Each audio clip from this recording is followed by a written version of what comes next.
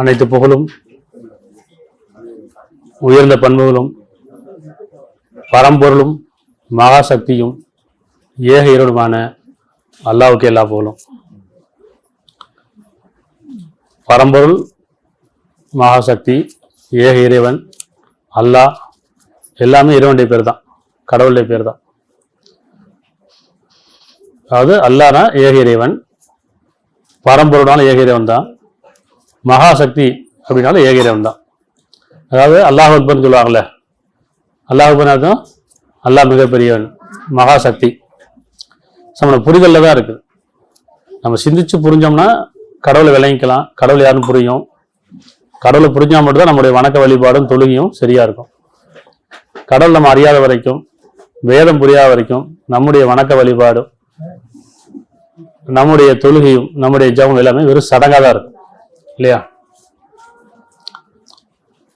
அப்ப இந்த உலக வாழ்க்கையில நம்ம எல்லாரும் தெரியும், பெரும் உண்மை என்னன்னு அப்படின்னு சொன்னா, உண்மையை நம்ம மறந்துட்டு வாழ்றோமா அல்லது மறுத்துட்டு வாழ்றோமா? ஒரு உண்மை இருக்குது, ஒரு சத்தியம் இருக்குது, அதை மறந்துட்டு வாழ்றோமா மறுத்துட்டு வாழ்றோமா அல்ல மறைச்சு வாழ்றோமா அப்படின்னு பாரு. அது என்ன உண்மை? மரணம்,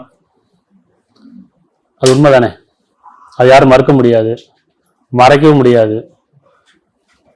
அப்போ அந்த உண்மைங்கிறது மரணம், எல்லாருக்கும் தெரியும். ஒரு நாள் மரணிக்க போறோம்.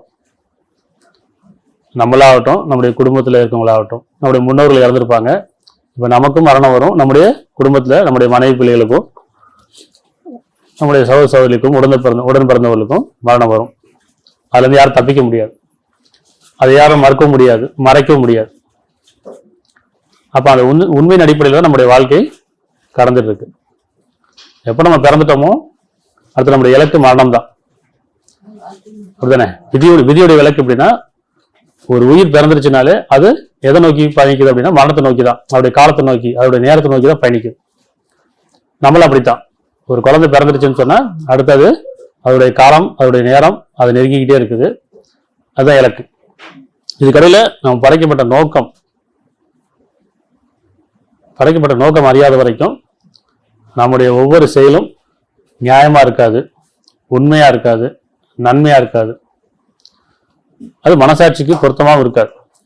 எப்போ நம்ம நோக்கம் அறிஞ்சிட்டோமோ அப்போ நமக்கு ஒரு பயம் வரும், மரண பயம் வரும். ஏன் மரண பயம் வரணும்? மரணத்துக்கு அப்புறம் ஒரு வாழ்க்கை இருக்குது. பாவத்துக்கான கூலியும் புண்ணியத்துக்கான கூலியும். இந்த பாவம் புண்ணியங்கிறது எல்லாருக்கும் தெரியும், ஆனா அதை பத்தி ஞானம் இல்லை. பாவம் புண்ணியம்னா தெரியும், பாவத்தை பற்றியான ஞானமும் புண்ணியத்தை பற்றி ஞானம் நமக்கு இல்லை. அப்படி ஞானம் இருந்துன்னு சொன்னா நம்ம பாவத்தை வந்து விலகிடுவோம், புண்ணியத்திலேயே நம்ம வாழ்ந்துட்டு இருப்போம். அப்ப பெரும்பாலும் நம்ம என்ன செய்றோம்? புண்ணியம் தேடி போறோம், வணக்க வழிபாடுக்கு போறோம், புண்ணிய தலத்துக்கு போறோம். புண்ணியம் கிடைச்சிருமானா கிடைக்காது. சரி, பாவத்தை கழிக்கிறதுக்காக பாவ பரிகாரம் எல்லாம் செய்யறோம், கழியுமானா கழியாது. ஏன் அப்படின்னா இந்த பாவமும் புண்ணியமும் நம்முடைய எண்ணங்கள் இருந்தும், நம்முடைய செயல்கள் இருந்தும், நம்முடைய பேச்சுகள் இருந்தும், நம்முடைய காரியத்திலிருந்து தான் இந்த பாவம் புண்ணியம் கிடைக்குது. அப்ப ஒவ்வொரு படைப்பும், இறைவன் படைத்த ஒவ்வொரு படைப்பும் அது தம் வழியிலேயே சரியா போயிட்டு இருக்குது. அதான் இறைவன் சொல்றான், ஒவ்வொரு படைப்பும் தனக்கு அறிவிக்கப்பட்ட அந்த தொழுகை, அந்த வணக்க வழிபாடு சரியா செஞ்சுட்டு இருக்கு. இயற்கை எல்லாமே, வானங்களுக்கு பூமி வரைக்கும், படைக்கப்பட்ட காலத்துல இருந்து இன்னும் அழிகாலம் வரைக்கும் அதுக்கு என்ன இறைவன் கட்டளையிட்டானோ, அதுக்கு என்ன தொழில் அறிவிச்சானோ, அதுக்கு என்ன வழிபாடு அறிவிச்சானோ, அதுல எந்த மாற்றம் இல்லாம அந்த நேர்கோட்டில் போயிட்டே இருக்கு. ஆனா மனிதன் மட்டும் படைப்பு நோக்கம் அறியாம, நம்முடைய தொழுகை தெரியாம, நம்முடைய வழிபாடு தெரியாம நம்ம சடங்கு பண்ணிட்டு இருக்கோம் இல்லையா? இந்த உலக வாழ்க்கையில முழுகி போயிட்டோம், அலங்காரத்துல முழுகி போயிட்டோம், ஆடம்பரமான வாழ்க்கையை விரும்பிட்டு இருக்கோம். இதுதான் நம்முடைய பிள்ளைகளும் சொல்லி கொடுத்துட்டு இருக்கோம். இப்போ படைப்பு நோக்கம் என்ன? நிறைய செஞ்சிருக்கிறோமா? பிறக்கிறவங்க தெரியுது, இறந்து போறாங்கன்னு தெரியுது, எல்லாரும் ஒரு நாள் இறந்து போயிடாங்கன்னு தெரியுது. இவ்வளவு நம்ம தெரிஞ்சுக்கிட்டது. இறப்புக்கு போய் வாழ்க்கை இருக்குது. அப்ப நம்மளை படைச்சது யாரு? படைப்பு நோக்கம் என்ன? படைப்பு நோக்கம்தான் தொழுகை. படைப்பு நோக்கம்தான் வணக்க வழிபாடு. நம்ம என்ன சொல்றோம்? படைப்பு நோக்கம் அறியாமையே தொழுகை சடங்காகிட்டோம், வணக்க வழிபாடை சடங்காகிட்டோம். நம்முடைய பிள்ளைகள் என்ன சொல்லி கொடுப்போம்? கோயிலுக்கு கூட்டு போவோம், கும்பிட்டுக்கோன்னு சொல்லுவோம். கோயிலுக்கு கூட்டு போய் சாமி பார்த்து கும்பிட்டுக்கோ, சர்ச்சுக்கு கூட்டு போய் ஜபம் பண்ணு, மசீதி கூட்டு போய் இங்கதான் இறைவன் இருக்கான் தொழுகு. அப்போ 3 வழிபாடு தலங்களையும் கூட்டு போய் இங்கதான் கடவுள் இருக்கான், இதுதான் கடவுள், இங்க தொழுது, இங்க கும்பிடு, இங்க ஜபிக்குன்னு சொல்ற. அவ்வளவுதான். ஏன்னா கடவுளை பத்தி எனக்கு நம்மள்ட்ட ஞானம் இல்லை, பிள்ளைகிட்ட சொல்லி தரல. இப்படிதான் நம்ம காலகாலமும் போயிட்டு இருக்கு. நம்முடைய முன்னோர்களுக்கும் கடவுளை பத்தியான ஞானம் கிடையாது, இறைவனை பத்தியான ஞானம் கிடையாது, இறைவனை பத்தியான புரிதல் கிடையாது. நம்ம முன்னோர்களை பின்பற்றி நமக்கும் அது கிடையாது, நம்முடைய பிள்ளைகளும் நம்ம சொல்லிக் கொடுக்கறதில்லை. அப்போ ஒவ்வொரு காலகட்டத்திலையும் வேதங்கள் இறக்கப்படுது, தூதர்கள் அனுப்பப்படுறாங்க. எதுக்காக? இறைவன் தன்னை பற்றி அறிவிக்கிறதுக்காக. அவங்கள்ட்ட தேர்தல் இருக்குது, உள்ளட்சம் இருக்குது. அந்த உள்ளட்சத்துக்குரிய நான் தான். உள்ளட்சம் இருக்குல்ல, ஒரு தவறு செய்யும் போது தப்புன்னு தெரியுதுல்ல, ஒரு பொய் சொல்லும் போதோ ஒரு பாவம் செய்யும் போதோ இது தப்புன்னு தெரியுது. அந்த உள்ளட்சம் எங்கேருந்து வருது? அப்போ இறைவன் சொல்ல உள்ளட்சத்துக்குரிய நான் தான், என்னை நீங்க வெளியே பார்க்க முடியாது, உங்களோட பார்வை என்னை அடையாது அப்படிங்கிறான். அப்ப எப்படி உணர்றது? அப்ப நமக்கு தொழுகை வணக்க வழிபாடு அப்படிங்கிறது ஒரு சடங்கா இல்லாம உண்மை இறைவன் அறிஞ்சு, படைப்பு நோக்கம் அறிஞ்சு, நம்முடைய ஒவ்வொரு எண்ணமும் பேச்சும் செயலும் அது தொழுகையா இருக்கணும், சடங்கா இருக்கக்கூடாது. இல்லையா? வழிபாடு தலங்கள் இல்ல, உங்களுடைய உணர்வுல இருக்குங்கிறான், உள்ளட்சத்துல இருக்குங்கிறான். பயபக்தி இறைவனுடைய அடையாளம். எதுனா பயபக்தி அல்லாவுடைய அடையாளங்கள் உள்ளதாகும். உங்களுடைய பயபக்தியா நான் பாக்குறேங்களா, அடையாளம் வேற எதுவும் கிடையாது. அப்ப நாம நம்ம குடும்பத்துல தொழுகை சொல்லி கொடுத்துருக்குறோமா? இறைவன் எப்படி வழிபடும் சொல்லி கொடுத்தோமா நம்முடைய பிள்ளைகளுக்கு, நம்முடைய குடும்பத்தாருக்கு? ஏன்னா நமக்கே தெரியல. அப்ப இன்னைக்கு வேதம் என்ன சொல்லுது நம்ம பார்ப்போம். அத்தியாயம் 24 41. குர்ஆன் படிக்கும்போது சிந்தனையோட படிக்கணும், உணர்வோட படிக்கணும். இதுல எனக்கு என்ன படிப்புன்னு இருக்கு, எனக்கு வழிகாட்டுதல் என்ன இருக்குது அப்படிங்கிறத சிந்திச்சு படிக்கணும். 24:41. நீர் பார்க்கவில்லையா? வானங்களிலும் பூமியிலும் உள்ளவை பறவைகள் ரெக்கைகளை விரித்தும் வண்ணமும் நிச்சயமா அல்லாவின் தூய்மையை தூய்க்கின்றன. ஒவ்வொன்றும் தொழுகையும் இன்னும் அவன் தூய்மையை போற்றும் வழியை திடமா அறிவிக்கப்பட்டே இருக்கின்றன. ஒவ்வொரு படைப்புக்கும் அதோடைய தொழுகை, அதோடைய கடமை, நம்ம இறைவன் என்ன கட்டளையிட்டானோ அது கடமை. அவ ஒவ்வொரு படைப்புக்கும் அது என்ன இறைவன் கட்டளையிட்டானோ அது அறிஞ்சே இருக்குங்கிற. அப்படி நீர் பார்க்கவில்லையான்றான், சிந்திச்சு பார்க்கலையாங்கிறான். பார்க்கிறோம், நமக்கு எப்படி பார்க்கிறோம், ஆனா பார்வையில புலன் இல்லை. புலன் இருக்குல்ல, சிந்தனையோட புலன் வேணும். வெறும் பார்வை மட்டுமே இருக்கக்கூடாது, செய் புலன், கேட்டு சிந்திக்கணும், பார்த்து சிந்திக்கணும். அப்ப நம்ம சிந்திக்கிறதே கிடையாது. அப்ப நீங்க பார்க்கவில்லையாங்கிறா, சிந்திச்சு பார்க்கவில்லையா? வானங்களிலும் பூமியிலும் உள்ளவை பறவைகள் ரெக்கையை விரித்து வண்ணமும் நிச்சயமா அல்லாவின் தூய்மையை துதிக்கின்றன. ஒவ்வொன்றும் இன்னும் படைக்கப்பட்ட ஒவ்வொன்றும் தொழுகையும் இன்னும் அவன் தூய்மையை போற்றும் வழியை திடமா அறிவிக்கப்பட்டே இருக்கின்றன. அல்லாவும் அவை செய்வவற்றை நன்கறிகின்றான். மனிதனை தவிர எல்லாமே தொழுகையில நிலைச்சு நிக்குது. தொழுகையில இறைவனை வழங்குவதில்லை, இறைவனை வழிபடுவதில்லை, எந்த மாற்றமும் இல்லை. எந்த திசையில உதிக்கணும், எந்த திசையில மறையணும், இரவு பகல் மாறி மாறி வரணும், காற்று மாறி மாறி வீசணும், சரியா? மழை பொழிட்டும், பூமி விளையணும். இப்படி எல்லாமே ஒன்றுக்கொன்று அதோடைய கட்டளைக்கு மாறு செய்யாம படைக்கப்பட்ட நாள்ல இருந்து இப்போ வரைக்கும், இன்னும் உலக அழிநாள் வரைக்கும் இறைவன் எந்த நோக்கத்தில் படைத்தானோ, எந்த தன்மையில படைத்தானோ அதுல எந்த மாற்றம் கிடையாது. அது தன் தொழுகையை பேணிக் கொள்ளுது. அதாவது இறைவனுடைய கட்டளையை நிலைச்சு நிற்கும். ஆனா மனிதனுக்கு மட்டும்தான் காலம் கொடுக்கப்பட்டிருக்கு, நேரம் விதிக்கப்பட்டிருக்கு, நன்மை தீமை அறிவிக்கப்பட்டிருக்கு, விருப்பு வெறுப்பு கொடுக்கப்பட்டிருக்கு. வேற எந்த ஒரு படைப்புக்கும் விருப்பு வெறுப்புலாம் கிடையாது. இறைவன் எப்படி படைத்தானோ, எந்த தன்மையில படைத்தானோ அதுக்கு மாறு செய்யாது. அதுக்கு சாய்ஸ்லாம் கிடையாது. மனிதனுக்கு மட்டும்தான் மனிதன் மேலான படைப்பு. அப்ப அவனுக்கு என்ன செய்யறான்? நிர்பந்தப்படுத்தாம, கட்டாயப்படுத்தாம, இது சரி இது தப்பு, ஆன்மா கொடுக்கப்பட்டிருக்கு, ஆன்மாவின் மீதும் அதை செவ்வாய்க்கியமையும் சத்தியமாக அப்பால் அதுக்கு தீமையை நன்மையை பிரித்தறிவித்தான். மனிதனுக்கு மனசாட்சியில யார் அதை பேணிக் கொள்கிறாரோ, இந்த ஆன்மாவை பேணிக் கொள்கிறாரோ அவர் வெற்றி அடைந்து விட்டார். யாரை உதாசனப்படுத்த தோல்வி அடைந்து விட்டார். தொழுகையில முக்கியமான விஷயம். இறைவனை வழிபடக்கூடியதுல முக்கியமான கரு அப்படின்னா மனசாட்சி பின்பற்றுதல், மனசாட்சி வழிபடுதல், இது தொழுகை. சரியா? அப்புறம் மனசாட்சியை பின்பற்றுறோமா, கோயிலுக்கு போகிறோம், மசீதிக்கு போகிறோம், சர்ச்சுக்கு போகிறோம், இன்னும் புண்ணிய தலத்துக்கு போகிறோம், வழிபாடு தலத்துக்கு போகிறோம், அதுதான் தொழுகை நினச்சிட்டு இருக்கோம். இது உண்மையான தொழுகை எங்கே இருக்குது? என்னுடைய உள்ளத்தில் உணர்வா உள்ளச்சத்தோட இந்த மனசாட்சியை நான் பின்பற்றுறேன்னா தொழுகை இல்லை. தொழுகை உங்கள் மானக்கரா அப்படி தடுக்கும்னு சொன்னால், என் மனசாட்சிக்கு விரோதமான காரியங்கள் எனக்கு எது தடுக்குதோ அது தொழுகை. எப்போ தடுக்குதோ அது தொழுகை. எப்போ நான் தடுத்துக்கொள்ளுதோ அது தொழுகை. மனசாட்சி விரோதமான காரியங்களில் எண்ணங்களில் பேசும்போது இது சரி இது தப்புன்னு தெரியுது, இது மனசாட்சி விரோதமானதுன்னு தெரியுது, என்னுடைய பேச்சு என்னுடைய எண்ணம். அப்போ எப்போ நான் அதை தடுத்துக்கணும், எப்போ அதுலேருந்து விலகணும், அப்போ நான் தொழுகை பேண்டான்னு அர்த்தம்.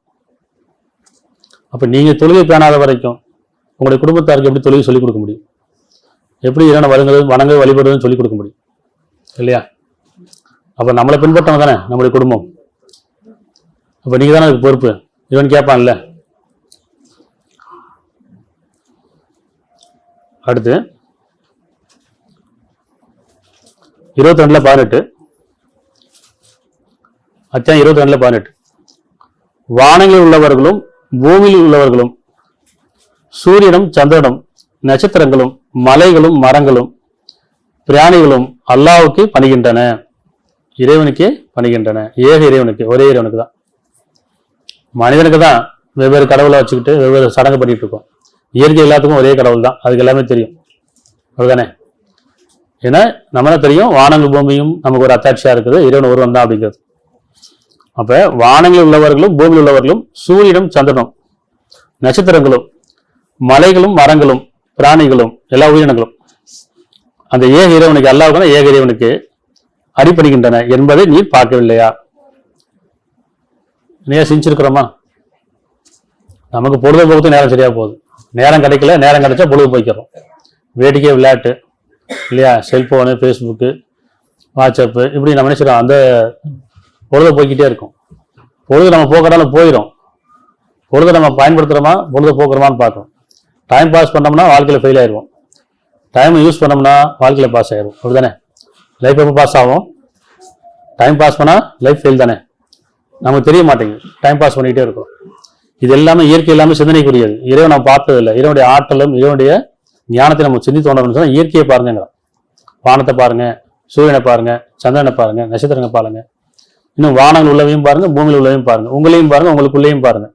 இதெல்லாம் சிந்தனை, இறைவன் அறியறதுக்கான ஞானம். ஏன்னா இதெல்லாமே என் சக்திக்கு அப்பால் பட்டது, என் அறிவுக்கு அப்பால் பட்டது. அப்படிதானே? அப்ப என் அறிவுக்கு அப்பால் பட்டு, என் சக்திக்கு அப்பால் பட்ட மகாசக்தி, அவனுடைய படைப்பு. அப்ப அறிவடைகிறேன் என்பதை நீங்க பார்க்கவில்லையா? இன்னும் மனிதர்களில் இன்னும் அநேகர் மீது வேதனை விதிக்கப்பட்டு விட்டது. சிந்திக்காத மீது வேதனை விதிக்கிறேங்கிறான். மனிதர்கள் அனைவர் மீது வேதனை விதிக்கப்பட்டது. அன்றையும் எவனை அல்லாஹ் இழிவுபடுத்துகின்றானோ அவனை கண்ணியப்படுத்துவன் எவனும் இல்லை. நிச்சயம் அல்லாஹ் தன் காரியத்தை செய்து முடிப்பவன்.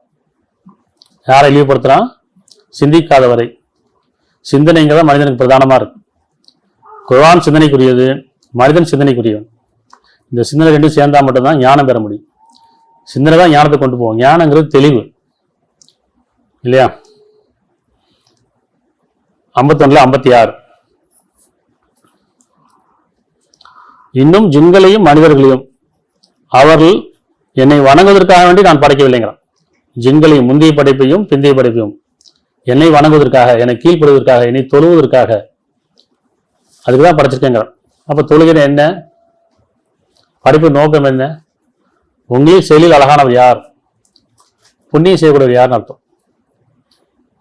உங்களையும் செயலானவள் யார் என்ன? புண்ணியம் செய்யக்கூடியவர் யார், பாவம் செய்யக்கூடியவர் யார். அப்ப செயல் எங்க இருக்கு? குடும்பத்துல இருந்தா இருக்கு, உறவு கடையில இருக்கு, சமுதாயத்துல இருக்கு. அப்படித்தானே? அப்போ உங்களையும் செயலில் அழகானவர் யாருன்னு சோதிக்கப்படுவதற்காக படைக்கப்பட்டிருக்குன்னு சொல்லும்போது இந்த சோழ இருந்து மீண்டுமா வேணாமா? அப்ப அழகிய செயல்னா என்ன? அதான புண்ணியம்.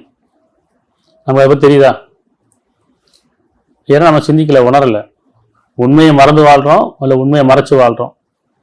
உண்மையை சொல்லிக் கொடுக்காமே வாழ்ந்துட்டு இருக்கோம். உண்மை என்ன? ஒரு நாள் மறைஞ்சிருவோம், ஒரு நாள் வந்து இறந்துருவோம், ஒரு நாள் செத்து போயிடுவோம், ஒரு நாள் மௌத்தா போயிடுவோம். அப்படிங்கிறத அந்த உண்மையை நாமளும் சரி, நம்ம பிள்ளைங்களுக்கும் சரி, குடும்பத்தாரையும் சொல்லி வளர்க்கணும். அது ஒரு பயம். அவங்களாம் சொன்னால் பயந்துருவாங்க, அதெல்லாம் சொல்லக்கூடாது. யார் இறந்தா கூட சொல்ல மாட்டோம், இறப்பை பற்றி சொல்ல மாட்டோம். ஏன்னா பயந்துருவாங்க. பயப்படணும். பயந்தா மட்டும்தான் உள்ளட்சம் அதிகமாகும். மரண பயம் இருக்கணும். எப்போ வேணா வரலாம்ல. மரணத்துக்கு வயசு கிடையாதுல்ல. மரணத்துக்கு மதம் கிடையாது, வயசு கிடையாது, ஏற்றத்தாழ்லாம் கிடையாது, கால நேரம்லாம் கிடையாது. அது மறைவானது. அப்ப இன்னும் ஜின்களையும் மனிதர்களையும் அவர்கள் என்னை வணங்குவதற்காகவே அன்றி நான் படைக்கவில்லை. வணக்க வழிபாடு என்னன்னு இறைவன்கிட்ட கேட்குறேன். எப்படி இறைவனை உன்னை வணங்குறது, எப்படி தொழுகிறது, எப்படி உன்னை ஜபிக்கிறது கேட்டிருக்கோமா? மதகுருமார் சொல்லதான் கேட்டுக்கிட்டோம். இப்படிதான் தொழுகணும், இப்படிதான் ஜபிக்கணும், இப்படிதான் கும்பிடணும், இப்படிதான் வழிபாடு பண்ணணும்னு கேட்டுக்கிட்டோம்ல. நம்ம சிந்திக்க வேண்டாமா? கேட்டால் காலங்காலங்கள் அப்படிதான் பண்ணிட்டு இருக்கிறாங்க. பெரும்பாலும் அப்படித்தானே பண்றாங்க. இறைவன் சொல்றான், பூமியில் பெரும்பாலும் நீங்க பின்பற்றுவீர்களானா அவர் அல்லாஹ்வின் பாதை வைத்து உங்களை வழிகெடுத்து விடுவார்கள். பெரும்பாலும் கற்பனை யூகங்களே இருக்குங்கிறான். பெரும்பாலும் கற்பனை யூகங்களே இருக்காங்க. மதங்களாகவும் சடங்களாகவும் சம்பிரதாயங்களையும் பண்ணிக்கிட்டு தன்னுடைய வாழ்க்கையில உண்மையை மறந்துட்டு வாழ்ந்துட்டு இருக்கிறாங்க. பொய்யான வாழ்க்கை வாழ்ந்துட்டு இருக்காங்க. பொய்யின் மீது நம்பிக்கொண்டு வாழ்ந்துட்டு இருக்காங்க. பொய்யின் மீது ஆசை கொண்டு வாழ்ந்துட்டு இருக்காங்க. இதெல்லாம் அழியக்கூடியது. உலகம் எல்லாம் அழியும். ஆனா அது அழியறதுக்கு நம்ம மரணிச்சு போயிடுவோமே. சரிதானே? உலகம் எல்லாம் அழியும் தானே. உலகத்துல எல்லாமே அழியும். அந்த இயற்கை அழியறதுக்கு முன்னாடி நாம அழிஞ்சிருவோமே, நாம இறந்துருவோமே, நாம செத்து போயிடுவோமே. சிந்திக்கணும்ல. 2:148 ஒவ்வொருவருக்கும் தேவைகள் உள்ளன. அவர்கள் அந்த திசையின் திரும்புவர்களாக உள்ளனர். ஒவ்வொருத்தருக்கும் தனித்தனியா தேவை இருக்கு. ஒவ்வொரு உயிரினத்துக்கும் ஒவ்வொரு படைப்புக்கும் தனித்தனியான தன்மையும் தனித்தனியான ஆற்றலும் இருக்கு. அதே மாதிரி மனிதனுக்கும் ஒவ்வொருத்தருக்கும் தனித்தனியான விருப்பம் இல்லையா, தனித்தனியான ஞானம், தனித்தனியான தேவைகள். அந்த தேவை மிக திரும்பலா இருக்குன்னு சொல்றேன். உங்களை தனித்தே படைத்தும் தனித்தே கைப்பற்று போடும். ஒவ்வொருத்தருக்கும் தனித்தனியான வாழ்க்கையும் அதுக்கான வழியும் அறிவிச்சிருக்கேங்கிறான். அப்ப ஒவ்வொருவருக்கும் தேவைகள் உள்ளன. அவர்கள் அந்த திசையின் போல் திரும்புவர்களாக உள்ளனர். நற்செயல்பால் நீங்கள் முந்திக் கொள்ளுங்கள். நற்செயலான தொழுகை பேணிக் கொள்ளுங்கள், வணக்கத்தை பின்பற்றுங்கள். தொழுகல் என்ன அர்த்தம்? இறைவனுக்கு கீழ்ப்படுதுன்னு அர்த்தம். அப்ப நற்செயல்பால் நீங்கள் முந்திக் கொள்ளுங்கள் தான். நீங்க முந்திக்கிறீங்கன்னா முந்திக்குங்க, இல்லைன்னா மரணம் உங்களை முந்திக் கொள்ளும். அப்புறம் காலம் இருக்காது, அவகாசம் கொடுக்கப்பட மாட்டாது. அப்படிதானே? அப்ப நற்செயல்பால் நீங்க முந்திக் கொள்ளுங்கள். நீங்கள் எங்கிருப்பினும் அல்லாஹ் உங்களை யாவரையும் ஒன்று சேர்ப்பான். நிச்சயமா அல்லாஹ் எல்லா பொருளுக்கு மீதும் எல்லா படைப்பின் மீதும் பேராற்றல் மிக்கவனாக இருக்கின்றான். அது ஒவ்வொருத்தருக்கும் தனித்தனியான தொழுகை, ஒவ்வொரு உயிரினத்துக்கும் ஒவ்வொரு படைப்புக்கும் தனித்தனியானது. மனிதர்களுக்கும் அப்படிதான், எல்லாத்துக்கும் தனித்தனியான தொழுகை, தனித்தனியான இறை வழிபாடு. ஏன்னா தனி தேவைகள் இருக்கு. ஒவ்வொரு தனித்தனியான தேவைகள் இருக்கு, தனித்தனியான உணர்வு இருக்கு, தனித்தனியான விருப்பங்கள் இருக்கு. அப்படிதானே? அப்ப எப்படி ஒரே மாதிரி ஆகும்? ஒரே மாதிரி சடங்கு தானே. அப்ப தொழுகைன்னா வேதம் என்ன சொல்லுது? இப்ப நம்ம அதான் பார்க்கணும். 66:6 அத்தியாயம் 66:6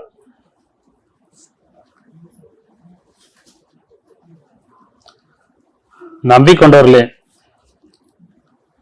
உங்களையும் உங்கள் குடும்பத்தாரையும் நெருப்பை விட்டு காப்பாற்றிக் கொள்ளுங்கள். நீங்க நம்பிக்கொண்டவர்களா இருந்தீங்கன்னு சொன்னா, நீங்க இறைவன் மீதும் இறுதி நாள் மீது நம்பிக்கொண்டவர்களா இருப்பீங்கன்னு சொன்னா, உங்களையும் உங்கள் குடும்பத்தாரையும், ஒவ்வொருத்தருக்கும் இப்ப தொழுகை கடமையாக்கப்பட்டிருக்கு. என்ன கடமை? என்ன சொல்றா இறைவன் பாருங்க, உங்களையும் குடும்பத்தாரையும் நெருப்பை விட்டு காப்பாற்றிக் கொள்ளுங்கள். உங்களுக்கு கொடுக்கப்பட்ட கட்டளை, கடமையும் கூட. அதன் எரிபொருள் மனிதர்களும் கற்களே ஆகும். அதில் உறுதியான பலசாலி வானவர்கள் இருக்கின்றனர். அல்லாஹ் அவர்களுக்கு கட்டளையிட்டவர்களை அவர்கள் மாறு செய்ய மாட்டார்கள். தாங்கள் ஏவப்பட்டதை அவர்கள் செய்து வருவார்கள். எச்சரிக்கை செய்யறான். உபதேசம் கூட, நம்பிக்கொண்டவர்களுக்கு உபதேசம், நிராகரிப்பு எச்சரிக்கை. அப்ப உங்களையும் குடும்பத்தாரையும் நரக நெருப்பட்டும் பாதுகாத்துக் கொள்ளுங்கள், காப்பாற்றிக் கொள்ளுங்கள் சொல்றான். எப்படி காப்பாத்திக்கிறது? எப்படி காப்பாற்ற முடியும்?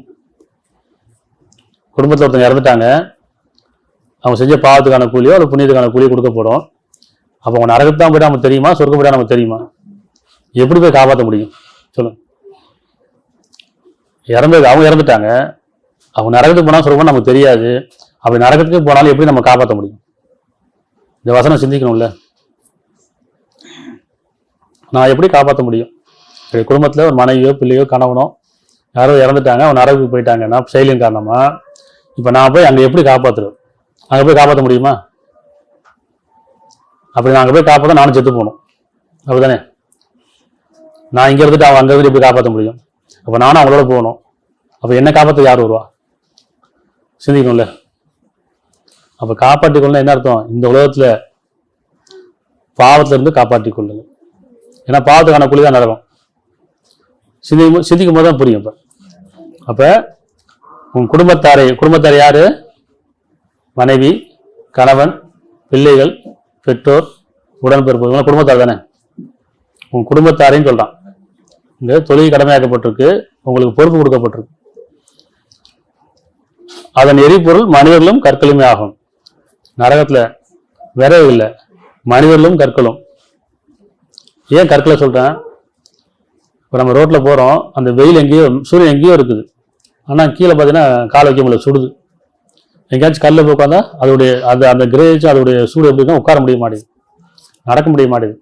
அப்போ எங்கேயோ எத்தனையோ மைல் தூரத்துக்கு அப்பால் இருக்கு, அந்த சூடு இங்கே தாங்கலை. அப்போ நரகத்தில் அந்த கல்லுகள் இருந்தால் எப்படி இருக்கும்? அதில் எப்படி இருக்கும்? அதில் உட்கார முடியுமா? கை வைக்க முடியுமா? அது அப்படியே இழுத்துருக்கும், அந்த சூட்டை இழுத்து வச்சிருக்கோம், தப்பிக்க முடியாது. உதாரணம் சொல்கிறேன் இறைவன், இதெல்லாம் வந்து உங்களுக்கு உதாரணம் சொல்கிறேன்.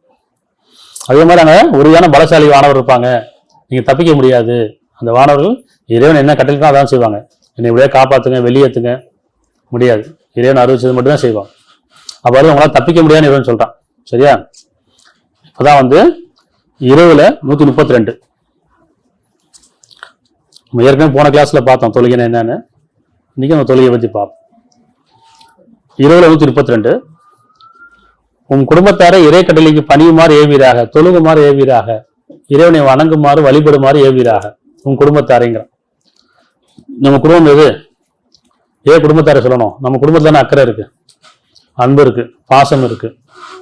அவங்க மேல அவங்கள பத்தி கவலைப்படுறோம், அவங்களுக்காக நம்ம உழைக்கிறோம், அவங்களுக்காக எல்லா வேலையுமே செய்யறோம் இல்லையா?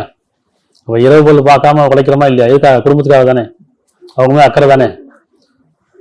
அப்ப நீங்க யார் மேல அதிகம் பெரிய கொண்டிருக்கீங்களோ, யார் மீது அக்கறை வச்சிருக்கீங்களோ, யார் மீது உங்களுக்கு வந்து அதிக அன்பு இருக்குதோ, பொறுப்பு இருக்குதோ, அப்படி உங்க குடும்பத்தாரை இறை கட்டளைக்கு பணியுமாறு, தொழுகை நிலைநாட்டுமாறு, அல்லது வணக்கத்தை வழிபடுமாறு ஏவீராக, அதன் மீது பொறுமையும் உறுதி கொண்டிருப்பீராக. சொல்லுங்கிறான் குடும்பத்தார்ட்ட. சொல்லுங்க. என்ன சொல்லணும்? பிள்ளைகளுக்கு தொழுகை சொல்லிக் கொடுங்க, பெற்றோருக்கு தொழுகை சொல்லிக் கொடுங்க, மனைவிக்கு தொழுகை சொல்லிக் கொடுங்க, கணவனுக்கு தொழுகை சொல்லிக் கொடுங்க. தொழுகை என்னன்னு புரிஞ்சுட்டு சொல்லுங்க. அவனை இறைவனுக்கு வழிபடணும் சொல்லிக் கொடுங்க, எப்படி வழிபடணும் சொல்லிக் கொடுங்க. அடுத்தது வசனம் பார்ப்போம், எப்படி வழிபடணும் பார்ப்போம் இல்லையா? அப்போ அதுமாதிரி பொறுமையும் உறுதியும் கொண்டிருப்பீராக சொல்லிட்டே இருக்கீங்கிறான். இதுக்கு மேலே நல்லா சொல்ல முடியாது, சொன்னா கேட்க மாட்டுறாங்க. சொல்லுங்க, சொல்லிட்டே இருக்கீங்க. சகித்துக்குங்க, பொறுத்துக்கொள்ளுங்க. எப்படி? இன்னும் நாம் உம்முடைய தேவையை கேட்கவில்லை, உம்முடைய தேவையை நாமே கொடுக்கின்றோம். இறுதியான சிறந்த நிலை இறைவனுக்கு பயப்படுவதற்கு மட்டுமே. இறைவனுக்கு பயப்பட சொல்லிக் கொடுங்க. தொழில முக்கியமானது இறைவனுக்கு பயப்பட சொல்லிக் கொடுங்க பிள்ளைங்களுக்கு. இறைவனுக்கு பயப்படுங்கப்பா, கடவுளுக்கு பயப்படுங்க, படைச்சவனுக்கு பயப்படுங்க. இறைவன் பார்த்துட்டு இருக்கிறான், இறைவன் கேட்டுட்டு இருக்கிறான், அதில் எங்க போனாலும் இறைவனுக்கு பயப்படு. இறைவன் இருக்கான், பயப்படாது. அப்படியே 2 விஷயம் சொல்லிக் கொடுங்க. எங்க போனாலும் இறைவன் உன் கூட இருக்கிறான், பயப்படாத. அதே இடத்துல இறைவன் உன் கூட இருக்கிறான், பயப்படு. 2 புரியுதா? இறைவன் கூட இருக்கான்னு தைரியம் சொல்லுங்க, நம்பிக்கை சொல்லுங்க. அவன் கூட இருக்கான், நீ பயப்படாதப்பா, இறைவனை பாதுகாப்பான், உனக்கு உதவி செய்வான். அதே இடத்துல நீ இறைவனுக்கு பயப்படு, உன் கூட இருக்கிறான், தப்பு செஞ்சிடாத. சொல்லிக் கொடுக்குறோமா? இது தொழுகை சொல்லிக் கொடுக்கணும். இது தொழுகை இல்லை. இப்ப நம்ம பிள்ளைகளுக்கு சொல்லிக் கொடுக்குறோமா? ஏன்னா நமக்கே தெரிய மாட்டேங்குது. சரியா? அப்ப பிள்ளைங்களுக்கு நம்ம என்ன தொழுகை சொல்லிக் கொடுக்குறோம்? சடங்கு சொல்லிக் கொடுக்க கூடாது. எப்படி? சடங்கு சொல்லிக் கொடுக்க கூடாது, தொழுகை சொல்லிக் கொடுக்கணும், உண்மையை சொல்லிக் கொடுக்கணும். ஒரு நாள் இறந்து போயிடுவேன், ஒரு நாள் நான் இறந்து போயிடுவேன், ஒரு நாள் அம்மா இறந்து போயிடுவோம், ஒரு நாள் அப்பா இறந்து போயிடுவாங்க, மௌத்தா போயிடுவாங்க, செத்து போயிடுவாங்க. அப்போ நம்ம எல்லாம் ஒரு நாள் இறந்து போயிடுவோம். அதுக்கு முன்னாடி நாம் எப்படி வாழணும், இறைவன் எதெல்லாம் கட்டளையிட்டு இருக்கிறான் சொல்லிக் கொடுக்குறோமா? என்ன சொல்லிக் கொடுக்குறோம்? சமயத்தில் என்ன சொல்லிக் கொடுக்குறோம்? நல்லா படி, நல்லா படித்தா வேலைக்கு போக முடியும், நல்லா சம்பாதிக்க முடியும், நல்லா வாழ முடியும், தைரியமாக இரு, பயப்படாத, வெக்கப்படாத, கூச்சப்படாத, அவனுக்கு மேலே நீ ஜெயிக்கணும், அவனுக்கு மேலே நல்லா இதான் சொல்லிக் கொடுக்குறோம். நம்ம பிள்ளைங்களுக்கு தான் சொல்லிக் கொடுக்குறோம். தைரியன்ற பேரில் எல்லாம் தப்பு தப்பாக சொல்லிக் கொடுக்குறோம். என்ன சொல்லணும்? எப்பவுமே பயத்தோடு எரி, உல்லசத்தோடு எரி, கூச்சம் இருக்கட்டும், தயக்கம் இருக்கட்டும், வெக்கம் இருக்கட்டும், இதெல்லாம் வந்து மறைவானவங்களுக்கு ஒரு திரை. யார்கிட்ட கூச்சம் இருக்கோ, தயக்கம் இருக்கோ, பயம் இருக்கோ, வெக்கம் இருக்கோ, அவங்க தான் என்ன செய்யும்? நன்மையும் தீமையும் சிந்தித்து உணர முடியும். அப்பதான் பிரித்து பார்க்க முடியும். அவங்க எதுக்கு பயப்படுவாங்க, எதுக்கு வெட்கப்படுவாங்க, எதுக்கு கூச்சப்படுவாங்க? தப்பு செய்யும்போது. அப்படித்தானே? பார்வை தவறும் போது, எண்ணம் தவறும் போது, வார்த்தைகள் தவறும் போது கூச்சப்படுவாங்கல்ல, வெட்கப்படுவாங்கல்ல, பயப்படுவாங்கல்ல. அதுதானே அவங்களுக்கு தெரியாது. அதுதானே அவங்க நேர்மைப்படுத்தும். அதான தொழுகை. அப்போ தொழுகைக்கான முக்கியமான சாராம்சம் என்ன? உள்ளட்சம். அப்போ பிள்ளைங்களுக்கு சொல்லிக் கொடுக்கணும், உள்ளட்சம் சொல்லிக் கொடுக்கணும். நீ தொழுவு பயிரான வணங்குப்பா அப்படின்னு சொல்லணும். ஏன்னா நம்மள்ட்ட இல்லை, அதனால பிள்ளைங்க எப்படி சொல்லிக் கொடுப்போம்? அப்போ நம்மளும் அதை செய்யணும், முன்மாதிரியா இருக்கணும்ல. சரி, இப்போ உதாரணம் சொல்றேன். 19 54 55. இன்னும் வேதத்தில் இஸ்மாயிலை பற்றி நினைவு கூறுவீராக. வரலாறுல படிப்பினருக்கு இன்னும் வேதத்தில் இஸ்மாயிலை பற்றி நினைவு கூறுவீராக.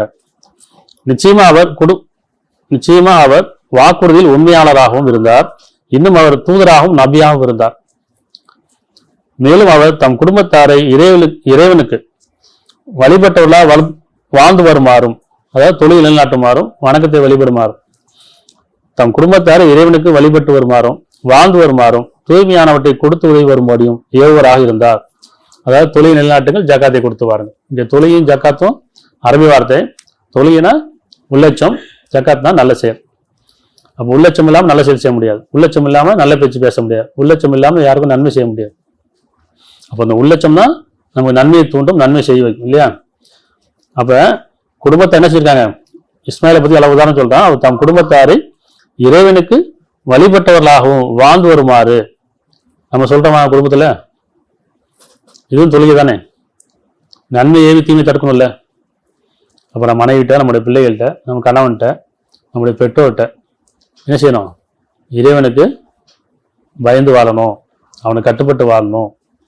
இது தொழுகை. குடும்பத்தாரை இறைவனுக்கு வழிபட்டவராகவும் வாழ்ந்து வருமாறும், தூய்மைக்கானவற்றை கொடுத்து உதவி வருவராகவும் ஏவராக இருந்தார். தம் இறைவனத்தில் மிகவும் விருப்பமுடையவராகவும் அவர் இருந்தார். ஏன்? உன் குடும்பத்தாரை இறை கட்டி பணியுமாறு ஏவீராகன்னு சொல்றாங்க, அதை அவர் செஞ்சார். அது அவருடைய தொழுகை. ஒவ்வொருத்தரும் தொழுகை என்ன? உன் குடும்பத்தாரை இறை கட்டி ஏவுறது, பணியை சொல்றது, நன்மையை தீமை தடுக்கிறது. இதுவும் தொழுகை. தொழில் உள்ளதானே? இது இறைவனுடைய கட்டளை, நம்ம செய்யணும்ல. அதே மாதிரி லுக்மான் நபியோட வரலாறு. இப்போ நம்ம பிள்ளைகளுக்கு வேதத்தை சொல்லிக் கொடுக்கணும், தொழுகையை சொல்லிக் கொடுக்கணும். எப்படி தொழுகணும், எப்படி இறைவனை வணங்கணும், எப்படி இறைவனை வழிபடணும் அப்படிங்கிறத இந்த வரலாறு நமக்கு படிப்பின இருக்கு. 31:14 இருந்து நாம் மனிதனுக்கு தன் பெற்றோர் குறித்து உபதேசி செய்தோம். 31:13 படிச்சுங்க. 31:13 இருந்து இன்னும் லுக்மான் தம் புதல்வரிடம், அதாவது தன்னுடைய பிள்ளைகள்கிட்ட புதல்வரிடம், என் அருமை மகனே, இந்த வார்த்தையெல்லாம் கவனி, என் அருமை மகனே, நீ அல்லாஹ்வுக்கு இணை வைக்காதே, நிச்சயமா இணை வைத்தல் மிக பெரும் அநியாயமாகும் என்று நல்லுவசம் செய்ததே. அவருடைய தொழில், அவர் பிள்ளையை தொழில் சொல்லிக் கொடுக்கிறார். எப்படி சொல்லிக் கொடுக்கிறாரு? என் அருமை மகனே, அல்லாஹ்வுக்கு இணை வைக்காதே, ஏக இறைவனுக்கு இணை வைக்காதே, நிச்சயமா இணை வைத்தல் மிக பெரும் அநியாயமாகும் என்று நல்லுவசம் செய்ததே. நினைவு கூறுங்கிறான். நம்ம சொல்லணும்ல, இறைவனுக்கு இணை வைக்க கூடாதுப்பா, பிள்ளைங்களுக்கு சொல்லல. இணை வைப்புனா என்னன்னு தெரிஞ்சுக்கணும்ல. எது இணை வைப்பு, இணை வைப்புனா என்ன, அது பெரும் பாவம் சொல்லிக் கொடுத்துருவோம் நினைக்காச்சும். அப்ப இது தொழுகையை சொல்லிக் கொடுக்கணும். பிள்ளைங்களுக்கு தான் தொழுகை சொல்லிக் கொடுக்கணும். அதுக்குல நாம் மனிதனுக்கு தன் பெற்றோர் குறித்து உபதேசம் செய்தோம். அவனுடைய தாய் பலவீனத்துக்கு மேல் பலவீனம் கொண்டவர்களாக அவனை சுமந்து அவனுக்கு பால்குடி மறுத்தல் 2 வருடங்கள் ஆயிட்டு. ஆகவே எனக்கும் உன் பெற்றோருக்கும் நன்றி செலுத்துவாயாக, என்னிடமே உங்களுடைய மீறுதல் இருக்கிறது. இறைவன் சொல்றத இந்த பிள்ளைங்க சொல்லணும்ல. நம்ம ஏன் சொல்லியிருக்கிறோமா? பிள்ளைங்க உட்கார சொல்லியிருக்கிறோமா? வேதத்தை புரிய வைக்கணும்ல. என்ன சொல்லணும்? இறைவன் சொல்றான்ப்பா, பெற்றோருக்கு நன்றி செலுத்துமாறு சொல்றான், உபதேசம் செய்யறான். ஏன்னா உடைய தாய் பலவீனத்துக்கு மேல் பலவீனமாக இந்த 10 மாதம் சுமந்துருக்கு. 10 மாதம் சுமக்கிறது சாதாரண விஷயம் இல்லை. அப்போ அந்த புரிய புரிய வைக்கணும்ல, ஒரு தாயோட அருமையை புரிய வைக்கும். இறைவன் சொல்றான், நம்ம என்னைக்கா சொல்லியிருக்கிறோமா? தாப்பன் சொல்லணும், அல்ல தாய் சொல்லணும். அந்த 10 மாதம் உடைய சுமை எப்படி இருந்துச்சு, அந்த பிரசவ வேலை எப்படி இருந்துச்சு, அதுக்கப்புறம் அந்த பிள்ளையை வளர்க்குறது எப்படி இருக்கு, இதெல்லாம் அந்த பிள்ளைங்களை சொல்லி அந்த பிள்ளைங்களை புரிய வைக்கணும். அப்போதான் அவங்க தொழுகைன்னா என்னன்னு அவங்களுக்கு தெரியும் இல்லையா? சும்மா நான் 10 மாதம் சுமந்தேன், நான் 10 மாதம் சொல்லிட்டே இருக்கோம்ல பெருமைக்கு. அப்படி இல்லை. ஏதாவது கோவம் வச்சுன்னு வச்சுக்குவோம், பிள்ளைங்க நான் 10 மாதம் சுமந்தேன், 10 மாதம் சுமந்தேன், நான் கஷ்டப்பட்டு சுமந்தேன். அப்படி இல்லை. இறைவன் எப்படி புரிய வைக்கிறானோ அப்படி புரிய வைக்கணும். அப்போ நான் மனிதனுக்கு தன் பெற்றோர் குறித்து உபதேசம் செய்தோம். அதாவது அவனுடைய தாய் எப்படி படிக்கும்போது சொல்றோம், உன்னுடைய தாய் பலனத்துக்கு மேல் பலனம் கொண்டவர்களாக உன்னை சுமந்தால் இன்னும் உனக்கு பால் குடி மரத்தில் 2 வருடம் ஆகின்றன. ஆகவே எனக்கும் உன் பெற்றோருக்கும் நன்றி செலுத்துவாயாக. என்னிடமே உன்னுடைய மீறுதல் இருக்குது. எச்சரிக்கையும் செய்யறோம், உபதேசம் செய்யறோம். பெற்றோருக்கு நன்றி செலுத்துனா என்ன அதை சொல்லிக் கொடுக்கல. பெற்றோருக்கு எப்படி நன்றி செலுத்துறது? அவங்களோட மரியாதையா இருக்கிறது, அன்பா இருக்கிறது, அவங்க பேச்சு கேட்கறது, நல்ல விஷயங்கள் சொன்னா கேட்கறது, எது வேணாம் சொன்னா விட்டுறது, மன நோகாமல் நடந்துக்கிறது, அவங்கள்ட்ட கத்தி பேசாமல் இருக்குது, கோவப்படாமல் இருக்கிறது, அவங்களுக்கு பிடிக்காத காரியங்கள் செய்யாமல் இருக்கிறது, அவங்களுக்கு நம்பிக்கை துரோகம் பண்ணாமல் இருக்கு. இதெல்லாம் பெற்றோருக்கு நன்றி செலுத்துறது. சொல்லியிருக்கிறோமா? சொல்லணும்ல. பெற்றோருக்கு நன்றி செலுத்தினா என்னப்ப? நன்றி செலுத்த தேங்க்ஸ் சொல்லிட்டு போகிறதா? அப்பா நீ பெற்ற தேங்க்ஸு, அம்மா எனக்கிட்ட ஏதோ சமைச்சு கொடுத்தா தேங்க்ஸு, எப்படி? இது இல்லை. ஒரு இங்கிலீஷில் சொல்லி ஒரு வார்த்தை சொல்லிட்டு போகிறது கிடையாது. ஒரு ட்ரெஸ் எடுத்து கொடுத்தா தேங்க்ஸ் சொல்ல வேண்டியது, ஏதாச்சும் பொருள் வாங்கிதான் தேங்க்ஸ் சொல்லணும். அப்படி இல்லை. நன்றி செலுத்தினா என்ன? அவங்கள்ட்ட கண்ணியமாக நடந்துக்கணும், மரியாதை நடந்துக்கணும், அன்பாக நடந்துக்கணும், அவங்கள்ட்ட சகிச்சு கொள்ளக்கூடாது, கோவப்படக்கூடாது, இன்னும் அவங்கள்ட்ட கத்தக்கூடாது. மரியாதைன்றது நிறைய விஷயம் இருக்குல்ல. அப்போ பெற்றோர் எப்படி நடத்துக்கணும்னு சொல்லிக் கொடுக்கணும். அப்போ எனக்கும் உன் பெற்றோருக்கும் நன்றி செலுத்துவாயாக, என்னிடமே உன்னுடைய மீறுதல் இருக்கிறது. சரி, அதே 31:15. ஆனால் உன் மனசாட்சிக்கு எது பொருத்தம் இல்லையோ அதனை எனக்கு இணை வைக்குமாறு உன்னை அவ்விருவரும் வற்புறுத்தினால், மனசாட்சிக்கு விரோதமான அதாவது இணை வைக்க தூண்டினால், அதை எனக்கு இணை வைக்குமாறு உன்னை அவ்விருவரும் உன்னை வற்புறுத்தினால் அப்போது அவ்விருவருக்கு நீ வழிபட வேண்டாம். அவங்க நன்றியோடு இருங்க. ஆனால் இணை வைக்க தூண்டான்னு சொன்னா, நான் தான் உன்னை காப்பாற்றேன், நான் தான் உன்னை பார்த்தேன், நான் தான் உன்னை வளர்த்தேன், நான் தான் உன்னை காப்பாற்றேன், எல்லாமே நான் தான் உனக்கு அப்படின்னு சொல்லி எப்போ இணை வைக்க தூண்டுறாங்களோ, அல்லது இறைவனுக்கு இணை வைக்குமாறு சில சடங்குகளை சொல்லி கொடுக்குறாங்களோ, சிந்திக்க விடலையோ, அப்போ சொல்றாங்க நீ அவங்களோட விளைவிக்குங்கிறான், அவன் கேட்க வேண்டாங்கிறான். ஆனால் உலக வாழ்க்கை அவ்விருவரிடம் அழகிய முறை உறவை வைத்துக்கொள். இப்படி உலக வாழ்க்கை அழகிய முறை உறவு வச்சுக்கிறான். இடை வைக்க வேண்டாம். ஆனால் அழகிய முறையில் அவங்க கொடுக்க வேண்டிய மரியாதை, அவங்க செய்ய வேண்டிய கடமையை செய்யுங்க. என்னையே நோக்கி நிற்போரின் வழியை பின்பற்றுவாயாக. இப்ப என்னையே நோக்கி இறைவனை யார் நோக்கி நிற்கிறாங்களோ வழியை நீ பின்பற்றுவாயாக. உங்களுடைய மீறுதல் நிச்சயமா என்னிடமே இருக்கிறது, பின்னர் உங்களுடைய மீறுதல் என்னிடமே இருக்கிறது, நீங்கள் என்ன செய்து கொண்டிருந்தது என்பதை நான் உங்களுக்கு அறிவிப்பேன். அப்ப இதையும் பிள்ளைங்களுக்கு இந்த வசனத்தை படிச்சு சொல்லிக் கொடுக்கணும், புரிய வைக்கணும், இதை பின்பற்ற சொல்லணும். இது அவங்களுக்கு தொழிலை சொல்லிக் கொடுக்குறது இல்லையா? வெறும் சடங்கா ஓதுங்கன்ட்டு அரபில ஓதிட்டு ஒன்றும் புரியாது, நமக்கே புரியாது, பிள்ளைகளுக்கு புரியாது. அது தொழில் எப்படி ஆகும்? சரி, அதுக்கல 31:16. என் அருமை மகனே, அது ஒரு கடுகின் வித்து அளவே இருப்பாயினும். எது? பாவமோ புண்ணியமோ. என் அருமை மகனே, அது ஒரு கடுகின் வித்து அளவே எடை உள்ளதாயினும், அது கற்பால்கள் இருந்தாலும் அல்லது வானங்களில் இருந்தாலும் அல்லது பூமிக்குள் இருந்தாலும் அல்லாஹ்வை கொண்டு வருவான்.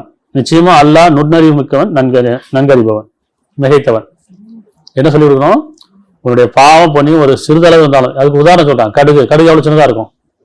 இப்ப கடுகு கீழே போட தெரியுமா? அதோட வித்து எப்படி இருக்கும்? அது கற்பாறைகள் இருந்தாலும், அதை இறைவன் தன்னை பத்தி சொல்றான். அவன் பிள்ளைங்க சொல்லணும், உன்னுடைய பாவம் பண்ணி ஒரு சின்னதா பாவம் சொல்ல, சின்னதா போய் சொல்லிட்டேன், சின்னதா ஒரு தப்பான்ட்டேன், இந்த சின்னதுங்கல்ல அதை சொல்றான். கடுகு அளவு இருந்தாலும் சொல்லி, அது கற்பாலைக்கு இருந்தாலும் கொண்டு வருவேங்கிறான். அது வானத்தை தான் கொண்டு வருங்கிறான். இந்த வானத்தை பார்க்குறோம், சூரியன் எவ்வளவு சின்னது, ஆனால் எவ்வளவு பெருசு அது. ஆனா ஒரு கடுகு அது வித்து தெரியுமா நமக்கு? ஆனா இறைவனுக்கு தெரியுங்கிறான். உன்னுடைய ஒரு நன்மையோ தீமையோ பாவமோ புண்ணியமோ கடுகு வித்து எடை உள்ளதாயிடும், ஆனா கொண்டு எங்க இருந்தாலும் சரி. இது என்ன செய்யணும்? பிள்ளைங்க புரிய வைக்கணும், அந்த பயத்தை ஏற்படுத்தணும், உள்ளத்தை ஏற்படுத்தணும். அப்ப என் அருமை மகனே, அது ஒரு கடுகின் வித்து அளவே ஆயினும் அது கற்பாறைக்குள் இருந்தாலும் அல்லது வானங்கள் இருந்தாலும் அல்லது பூமிக்குள் இருந்தாலும் அல்லாஹ்வை கொண்டு வருவான். நிச்சயமா அல்லாஹ் நுண்ணறிவு மிக்கவனும் நன்கறிபவனும். அந்த பிள்ளைங்களுக்கு தொழுகை தான், இந்த பாவம் பண்ணி பற்றி சொல்லிக்கிட்டே இருக்கணும், நன்மை தீமை பற்றி சொல்லிக்கிட்டே இருக்கணும், இறைவனுக்கு பணிங்க, இறைவனுக்கு பயப்படுங்க சொல்லி கொடுத்தே இருக்கணும். உன் குடும்பத்தார் இறை கட்டளைக்கு பணியுமாறு ஏவீராக கவனிச்சுட்டே இருக்கணும். அவங்க தப்பு செய்யும் போதெல்லாம், தவறும் போதெல்லாம் சொல்லிட்டே இருக்கணும். ஆனால் என்ன செய்யறோம்? அவங்க கேட்டதெல்லாம் வாங்கி கொடுத்துட்றோம், இப்படி சொல்லி பார்க்குறோம், கேட்கல விட்டுறோம். இதுக்கு நம்ம சொல்றது இல்லை. ஆனால் சொல்லுங்க, நான் சொல்லிட்டே இருங்க, அது உங்களோட கடமை, அது உங்களுக்கான பொறுப்பு, அது உங்களுக்கான தொழுகை, அது அவங்க தொழுகை சொல்லிக் கொடுங்கிறான். 31:17. என் அருமை மகனே, இறை கட்டளை மீது நிலைத்திருப்பாயாக, தொழுகை மீது நிலைத்திருப்பா. இறை கட்டளை எது? மனசாட்சி. ஒவ்வொரு தனியா கூடவே போய் சொல்ல முடியாதுல்ல. உனக்கு ஒரு மனசாட்சி இருக்குது, அது நன்மை தீமை அறிவிக்குது, இது பாவ புண்ணியத்தை அறிவிக்குது, சொல்லணும். மனசாட்சியை பாரு, அது சரின்னு பண்றது செய், தப்புங்கிறத விட்டுரு. அப்ப எது சரி தப்புன்னு சொல்லி கொடுக்கணுமா இல்லையா? அப்ப என் அருமை மகனே, இறை கட்டளை மீது நிலைத்து நிற்பாயாக, நன்மை ஏவி தீமையை விட்டு விலகுவாயாக, உனக்கு ஏற்படும் கஷ்டங்களை பொறுத்துக் கொள்வாயாக. நிச்சயமா இதுவே வீரமுள்ள செயல் உள்ளதாகும். இது தொழுகை. இது சொல்லிக் கொடுக்கும், பிள்ளைங்க சொல்லிக் கொடுக்கும். இது தொழுகைப்பா. இது நன்மை ஏவி தீமையை தடுக்கிறது, உனக்கு ஏற்படும் கஷ்டங்களை பொறுத்து கொள்றது இல்லையா? இன்னும் இறை கட்டளை மீது நிலைத்து நிற்பது, இது தொழுகை. இப்போ பிள்ளைங்க வெளியே போறாங்க, ஸ்கூலுக்கு போறாங்க, காலேஜுக்கு போறாங்க, என்ன சொல்லணும்? வெளியே போகும்போது இறைவனுக்கு பயப்படு, அதே நேரத்தில் இறைவன் இருக்கான் பயப்படாத, இது சொல்லிக் கொடுக்கணும். அதே நேரத்தில் வெளியே போனா நன்மையில முந்திக்கொள், தீமையிலிருந்து விலகிக்கொள், உனக்கு ஏற்ப கஷ்டங்களை பொறுத்துக்கொள் சொல்லிக் கொடுக்குறோம் நம்ம. இதெல்லாம் தொழுகையில் உள்ளதானே, அது தொழுகை சொல்லிக் கொடுக்கணும்ல. வேத வசனங்கள் தான் தொழுகைக்கானது. அந்த வேத வசனங்களை பின்பற்றது தொழுகையா இருக்கும், இறைவனை வழங்குறதா இருக்கும், வழிபாடுதான் இருக்கும். ஆனா ஒரு சடங்கா ஓய்விட்டு தான் நன்மை நினைச்சிட்டு இருக்கோம். அப்படிதானே? 31:18 உன் முகத்தை மனிதர்களை விட்டு திருப்பிக் கொள்ளாதே. உன் முகத்தை மனிதர்களை விட்டும் திருப்பிக் கொள்ளாது. எப்ப திருப்பிக்குவாங்க? கோவப்படும் போது, பிடிக்காத போது, சங்கடப்படும் போது இல்லையா, பெருமை கொள்ளும் போது, மற்றவங்க தாழ்வா பார்க்கும் போது முகத்தை திருப்பிக்கிறாங்கல்ல. அப்ப உன் முகத்தை மனிதர்களை விட்டு திருப்பிக் கொள்ளாது. பூமி பெருமையாகவும் நடக்காது. அகப்பெருமைக்கார ஆணை கொண்ட நிச்சயம் எவரையும் நிச்சயமா அல்ல நேசிப்பதில்லை. இதை சொல்லிக் கொடுக்கும் பிள்ளைங்களுக்கு, தொழுகை சொல்லிக் கொடுக்கும். முகத்தை திருப்பிக் கொள்ளாத, பெருமை கொள்ளாத, ஆணவம் கொள்ளாத சொல்லிக் கொடுக்கணுமா இல்லையா? சொல்லிக் கொடுத்துருக்கோமா? இதெல்லாம் வேதத்துடைய வரிகள், இதெல்லாம் வேதம் நமக்கு சொல்லிக் கொடுக்குது. இதெல்லாம் பின்பற்றது தொழுகை. பிள்ளைங்க தொழுகை சொல்லிக் கொடுக்கணும்ல. சரி. 31:19 உன் நடத்தையில் நடுத்தரத்தை பேணிக்கொள், உன் குரலை தாழ்த்திக்கொள். குரலை எல்லாம் வெறுக்கத்தக்க நிச்சயமா கழுதின் குரலே ஆகும். மெதுவா பேசு, அமைதியா பேசு, பொறுமையா பேசு, நியாயமா பேசு, உண்மையை பேசு, உணர்வோட பேசு. சொல்லிக் கொடுத்துருக்கோமா என்னைக்காச்சும்? கத்தாத சொல்லுவான், அவன் கத்திக்கிட்டே இருப்பாங்க. கத்தி பேசாத சொல்லுவான், கத்திக்கிட்டே இருப்பாங்க. அவங்க கத்தமா நமக்கு கோவம், நம்ம கத்தமா அவங்களுக்கு கோவம். இப்படிதான் தொழிலை வீணடிச்சிடறோம். அப்படின்னு சின்ன பிள்ளைங்களுக்கு சொல்லிக் கொடுக்க வேண்டியது என்ன சொல்றான்? உன் நடத்தி நடுத்தரத்தை பண்ணிக்கலாம். நடுத்தரமானது, நியாயமானதுன்னு அர்த்தம். நியாயமானதை பேசு, நியாயமானதை செய், நியாயமானதை வாங்கு. என்ன செய்றாங்க? எனக்கு பிராண்டு தான் எல்லாம் வேணும். இப்படி வாட்ச் வேணா பிராண்டு வேணும், ட்ரெஸ் வேணா பிராண்டு வேணும், ஷூ வேணா பிராண்டு வேணும், நான் பிராண்டான ஸ்கூல்ல தான் எல்லாம் பிராண்டு. இதெல்லாம் பெருமை அடிப்படையில் காட்டுன்றதுக்காக. அது நம்மளோட பேச்செல்லாம் வச்சு அநியாயமான பேச்சா இருக்கும், வரம்பு பேச்சா இருக்கும், பெருமையான பேச்சா இருக்கும். பிள்ளைங்களுக்கு செய்யறோம், நடுத்தரத்தை பேணி கொடுக்கணும். உனக்கு வேணுங்கள நியாயமானது, தாழ்ந்து போயிட வேண்டாம், அதனால பெருமை உச்சத்துக்கு போயிட வேண்டாம். நியாயமானது, உங்களுக்கு விருப்பத்துல நியாயமானது பின்பற்றுங்க. அப்ப நடுத்தரத்தை மேற்கொள், உன் குரலை தாழ்த்திக்கொள். எங்க போனாலும் சரி குரலை தாழ்த்திக்கொள். பணிவா பேசுன்னு அர்த்தம். தாழ்த்திக்கொள்ள அர்த்தம் பணிவா பேசு. உள்ளட்சம் இருந்தால் பணிவு வரும், பெருமை இருந்தால் பணிவு எப்படி வரும்? எல்லாம் நான் தான், எனக்கு எல்லாமே தெரியும், அப்படிதானே? அப்ப நீ கத்தி பேசாப்பா அப்படின்னு சொல்லிக் கொடுக்கும் பிள்ளைங்களுக்கு. ஏன்னா குரல் எல்லாம் வெறுக்கிறதுக்கு நிச்சயமா கழுதின் குரலே ஆகும் அப்படிங்கிறான். எப்படி ஒரு கழுதை கத்துனா நீங்க வெறுப்பீங்களோ அந்த மாதிரி சொல்லலாம். நீங்க கத்துனீங்கன்னா நான் வெறுக்கிறேங்கிறான் இறைவன். அதை பிள்ளைங்க சொல்லிக் கொடுக்கணுமா இல்லை? கழுதை கத்த நமக்கு பிடிக்காது, வெறுப்பா இருக்கும். இறைவன் சொல்ல நீ கத்த எனக்கு பிடிக்காதுங்கிறான். நமக்கு பிடிக்க மாட்டேது, பிள்ளைக்கு தான் பிடிக்க மாட்டேது, நமக்கு தான் பிள்ளைங்க பிடிக்க மாட்டேது. அப்ப தொழுகை என்ன? குரலை தாழ்த்தி கொள்றது, பணிவா பேசுறது. சரியா?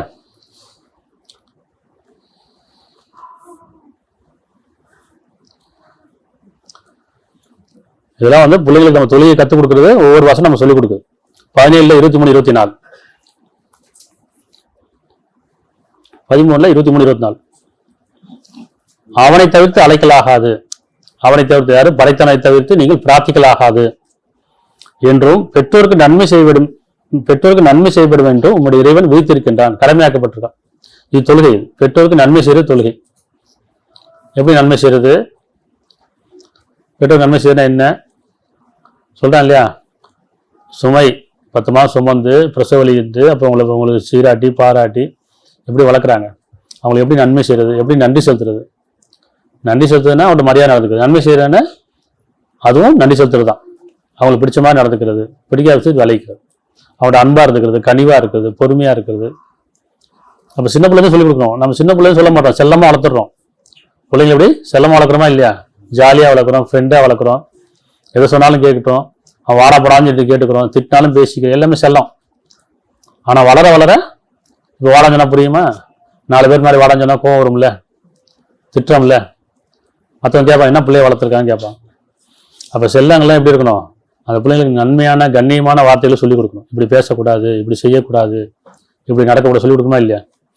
அப்ப அவனை தவிர்த்து அழைக்கலாகாது, இறைவனை தவிர்த்து நீங்கள் பிரார்த்திக்கலாகாது என்றும், பெற்றோருக்கு நன்மை செய்யப்பட வேண்டும் இறைவன் விதித்திருக்கின்றான். அவ்விருவரில் ஒருவரோ அல்லது அவ்விருவரும் உம்மிடம் நிச்சயமா முதுமடைந்து விட்டால், நமக்கு வயசாச்சாலும் பெற்றோர் வயசாயிரும்ல, பிள்ளைக்கு வயசா நமக்கு வயசாயிரும், நம்ம வயசானா பெற்றோர் வயசாயிரும். அப்ப அவங்க முதுமடைந்து விட்டால் என்ன சொல்றான்? அவள் என்று சலித்துக் கொள்ளல் கூடாது. சலிச்சுக்கிறோம்ல, நம்முடைய பெற்றோர் வயசாச்சுன்னா சலிச்சுக்கிறோம். நம்ம பிள்ளைங்க அப்படிதான், அவனுக்கு நம்ம வயசாச்சு அவன் சலிச்சுப்பான். நம்ம தானே பிள்ளைங்க முன்மாதிரி.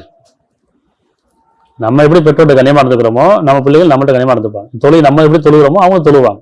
நம்ம தொழில் வீணடிக்கும் போது அவங்க தொழுவ மாட்டாங்க. நம்ம இறைவனை வழிபாடு தவற விட்டோம்னா அவங்களும் வழிபாடு சடங்கா மாறி இல்லையா? அப்ப நம்ம என்ன செய்யணும்? பிள்ளைகளுக்கு எப்படி சொல்லணும்? முன்மாதிரியா இருக்கணும். அப்ப நம்ம பெற்றோர் எப்படி நடந்துக்கிறோம்னு பார்க்கணும். அப்ப பிள்ளைங்களுக்கு முன்மாதிரியா இப்படிதான் நடந்துக்கணும். சீன் சொல்லக்கூடாது, சலிச்சு கொள்ளக்கூடாது, கோவப்படக்கூடாது, உங்களுக்கு ஒண்ணுமே தெரியாது, இப்படி சொல்றோமா இல்லையா? இப்ப பிள்ளைங்க சொல்றாங்களே, இப்ப நமக்குலாம் 40 வயசுக்கு மேலே சொல்றோம். இப்ப பிள்ளைங்க என்ன செய்யறோம்? 7-8 வயசுலயே சொல்ல ஆரம்பிச்சு உனக்கு ஒண்ணும் தெரியாது போ சொல்றாங்களா இல்லையா? என்ன காரணம்? அப்ப என்ன சொல்றா? உம்மிடம் அவ்விருவரும் உம்மிடத்தில் நிச்சயமா முதுமடைந்து விட்டா அவள் என்று சலித்துக் கொள்ள கூடாது, ஆகாது. அவ்விருவரையும் வேட்டல் கூடாது. இன்னும் அவ்விருவரிடமும் கனிவான கண்ணியமான பேச்சை பேசுவீராக. இது தொழுகை. பெற்றோரிடம் கனிவான கண்ணியமான பேச்சு பேசுவது தொழுகை. எப்படி கனிவா பேசுறது? எப்படி கண்ணியமா பேசுறது? அவங்க மேல இருக்க மரியாதை, அவங்க மேல இருக்க அன்பு, அவங்க மேல இருக்க நல்ல எண்ணம், அவங்க மேல இருக்க இறக்க குணம், இதெல்லாம் அந்த கனிவை கொண்டு வரும், பணிவை கொண்டு வரும்.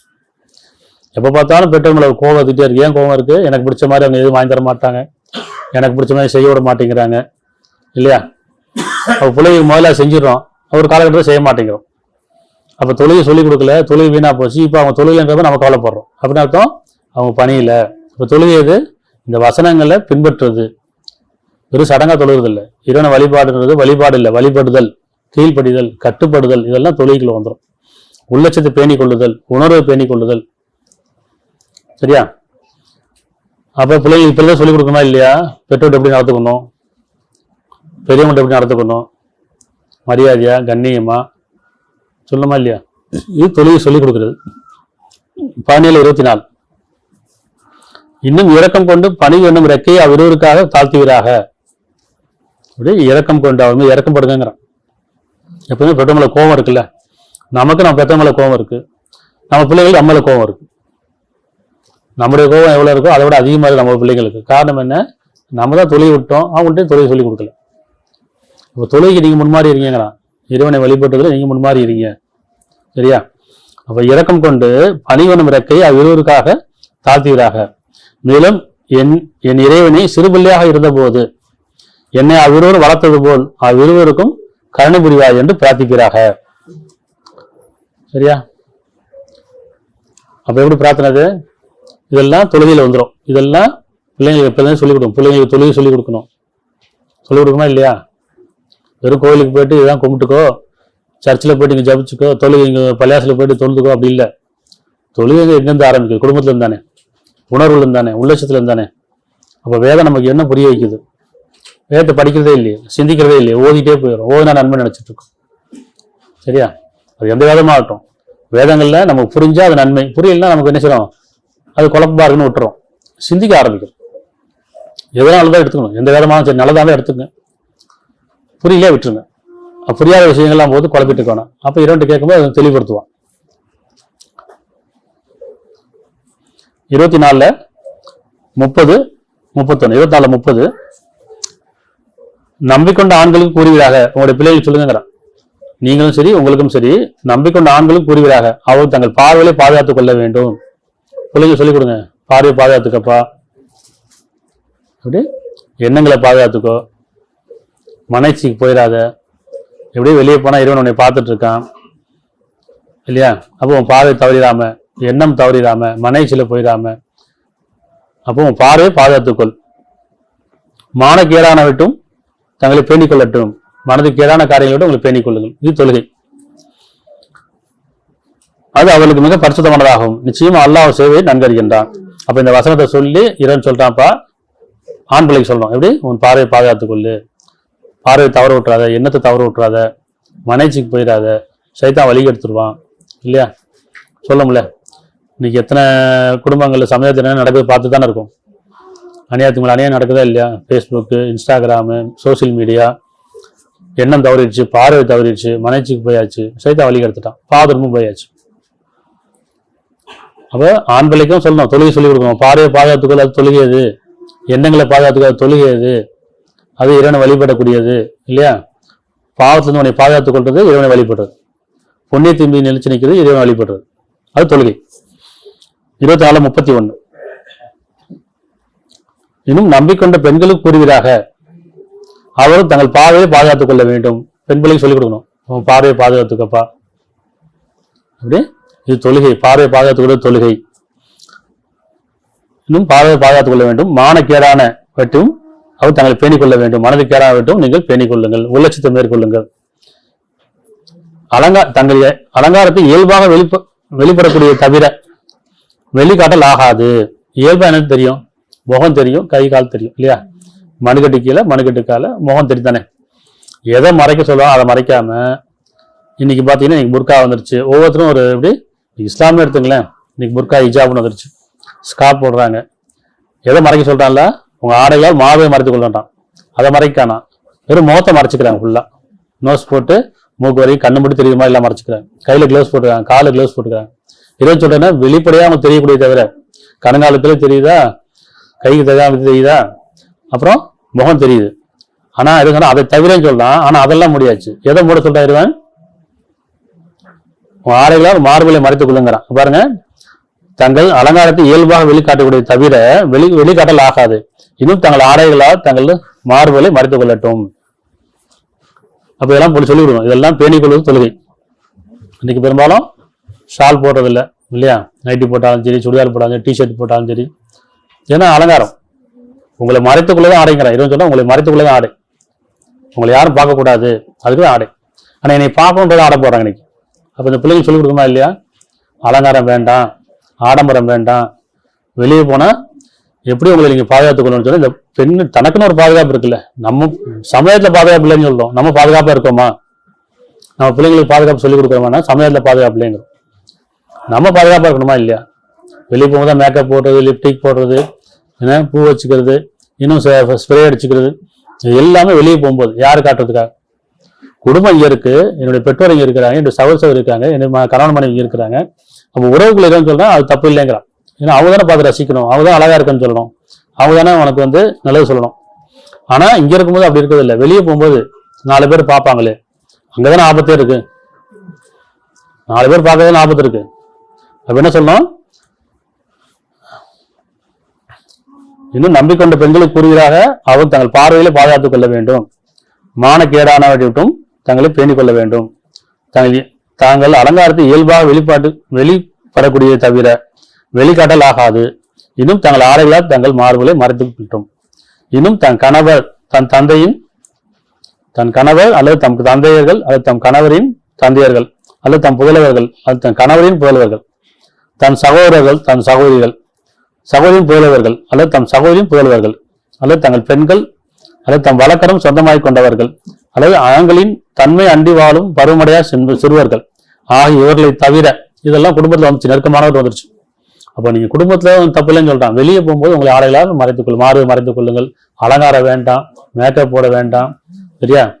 உங்களை திரும்பி பார்க்க யாரும், உங்களை மறைத்துக் கொள்வது ஆடை, உள்ளட்சம் ஆடை தேவை இருக்குல்ல, சரியா? அப்போ பிள்ளைகளை சொல்லணும், வெளியே போகும்போது நீ எப்படி ஒரு ஆடை போடணும், எப்படி அலங்காரம் இல்லாமல் போகணும், உன்னை பாதுகாக்கிறது அதான் ஒரு பாதுகாப்பு. அலங்காரமா போயிட்டு, ஸ்டைலா போயிட்டு, மாடலா போயிட்டு, அப்போ சமயத்துல பாதுகாப்பு இல்லை. 4 பேர் என்னை பார்க்கறான், சிரிக்கிறான், சொல்றாங்களா இல்லையா? அது ஒரு ஆபத்துல முடியுதா இல்லையா? அப்போ பார்வை பாதுகாக்கணும். ஏன் நெஞ்சு நிமித்தி நடக்கிறீங்க? பணிவா நடங்க, தலை குனிஞ்சு நடங்க. பார்வை பாதுகாப்பு நடங்க. இப்போ தலை குனிஞ்சுன்னா எப்படி? உங்க பார்வை வேறையும் பார்க்க வேண்டாம். 4 பேர் பார்க்க முடியாது. நம்ம பார்க்கும் போது பிரச்சனை வருது, பார்க்காம போயிட்டே இருக்காங்க.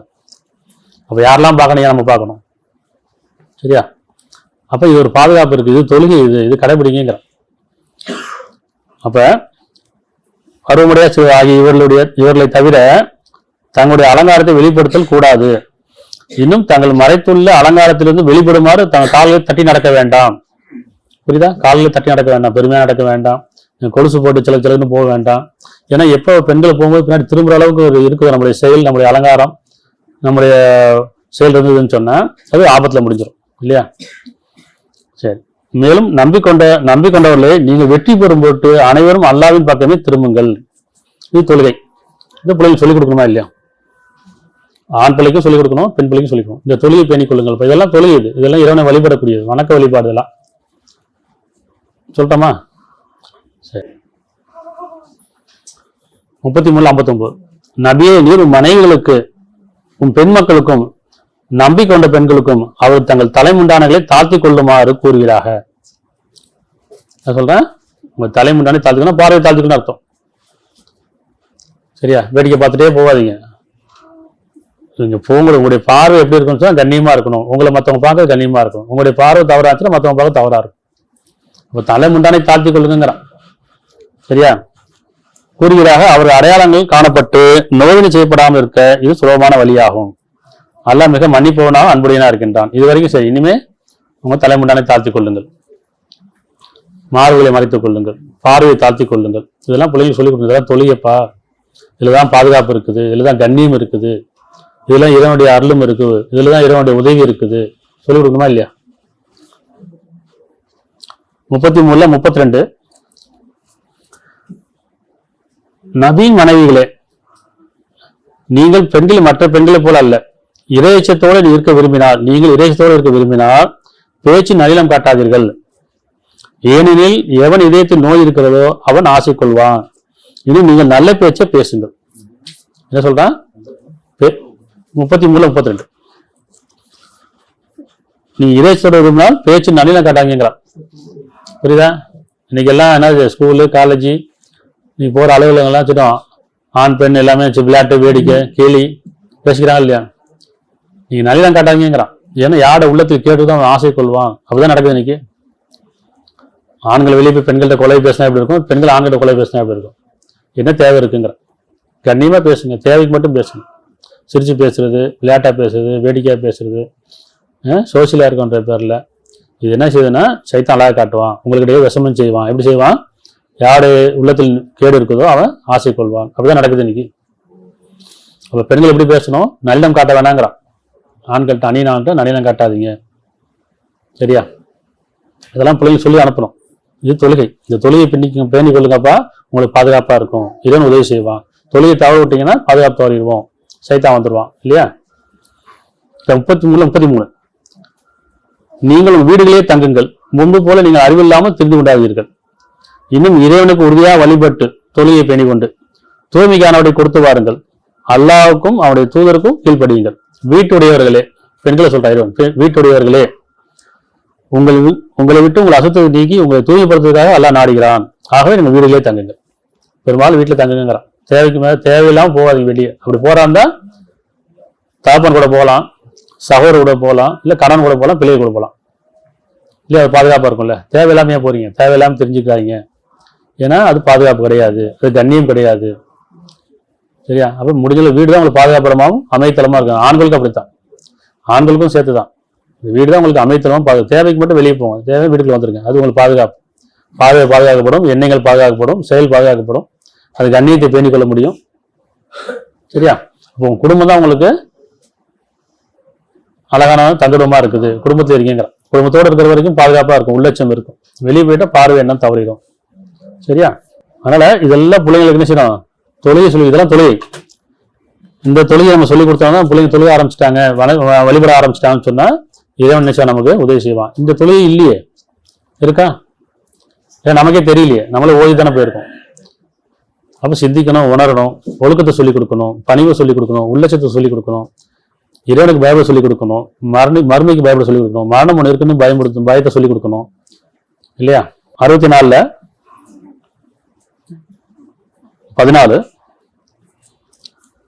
நம்பிக்கொண்டவர்களே நிச்சயமா உங்கள் மனைவிலும் உங்கள் மக்களிலும் உங்களுக்கு சோதனை இருக்கின்றன.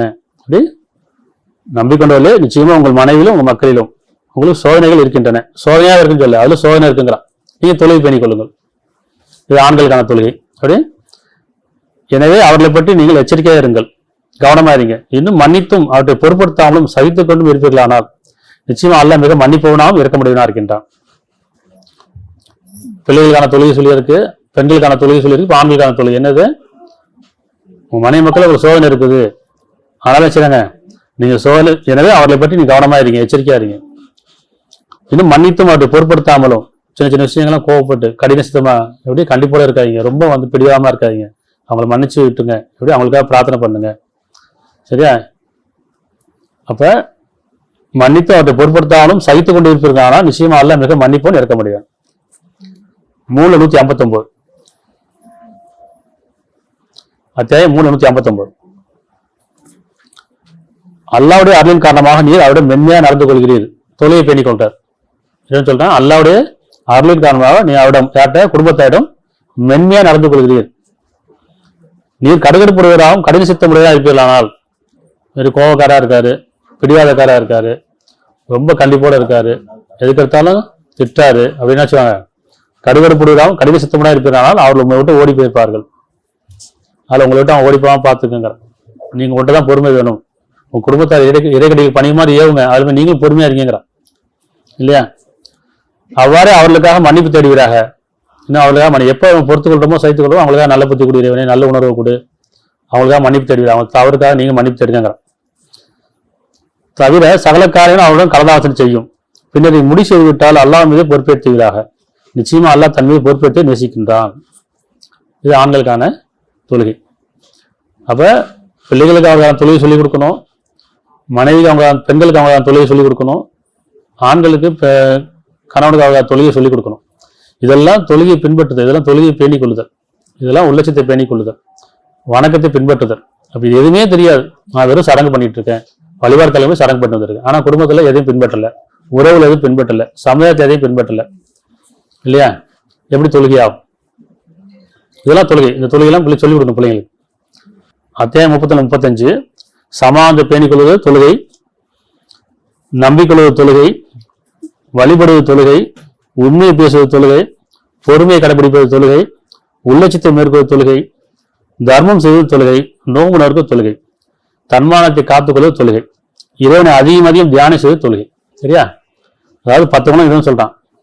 நிச்சயமா சமானத்தை விரும்பும் ஆண்களும் பெண்களும் தொழுகை பேணிக் கொள்ளுங்கிறான். நிச்சயமாக சமானத்தை விரும்பும் ஆண்களும் பெண்களும், கணவனையாகட்டும் பெற்றோர் பிள்ளைகளாகட்டும், இது சமானத்தை விரும்புங்க, இறைவனிடத்திலிருந்து விரும்புங்க.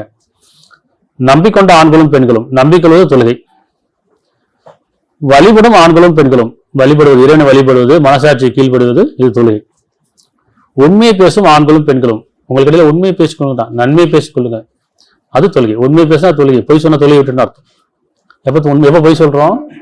ஒரு பயம் வருது, தப்பு செஞ்சுட்டேன் சொன்னா திட்டுவாங்க, சொன்னா பரவாயில்ல, திட்டாலும் பரவாயில்ல, அவங்களும் மன்னிக்கிறவங்களா இருக்காங்க அப்படின்ற எண்ணம் வந்தாதான் உண்மை பேச முடியும். அவர் மன்னிக்க மாட்டாரு, கோவப்படாது, திட்டுவாங்க, போய் தான் சொல்லுவாங்க. இப்போ மன்னிக்கிற குணம் இருந்துச்சுன்னா உண்மையை சொல்லிடுவாங்கல்ல. அப்போ உண்மை பேசும் ஆண்களும் பெண்களும், இது தொழுகை. பொறுமை உள்ள ஆண்களும் பெண்களும், பொறுமை பேணிக் கொள்வது தொழுகை. பொறுமை உள்ள ஆண்களும் பெண்களும், உள்ளட்சத்தோட இருக்கும் ஆண்களும் பெண்களும், உள்ளட்சம் பயபக்தி, இது தொழுகை.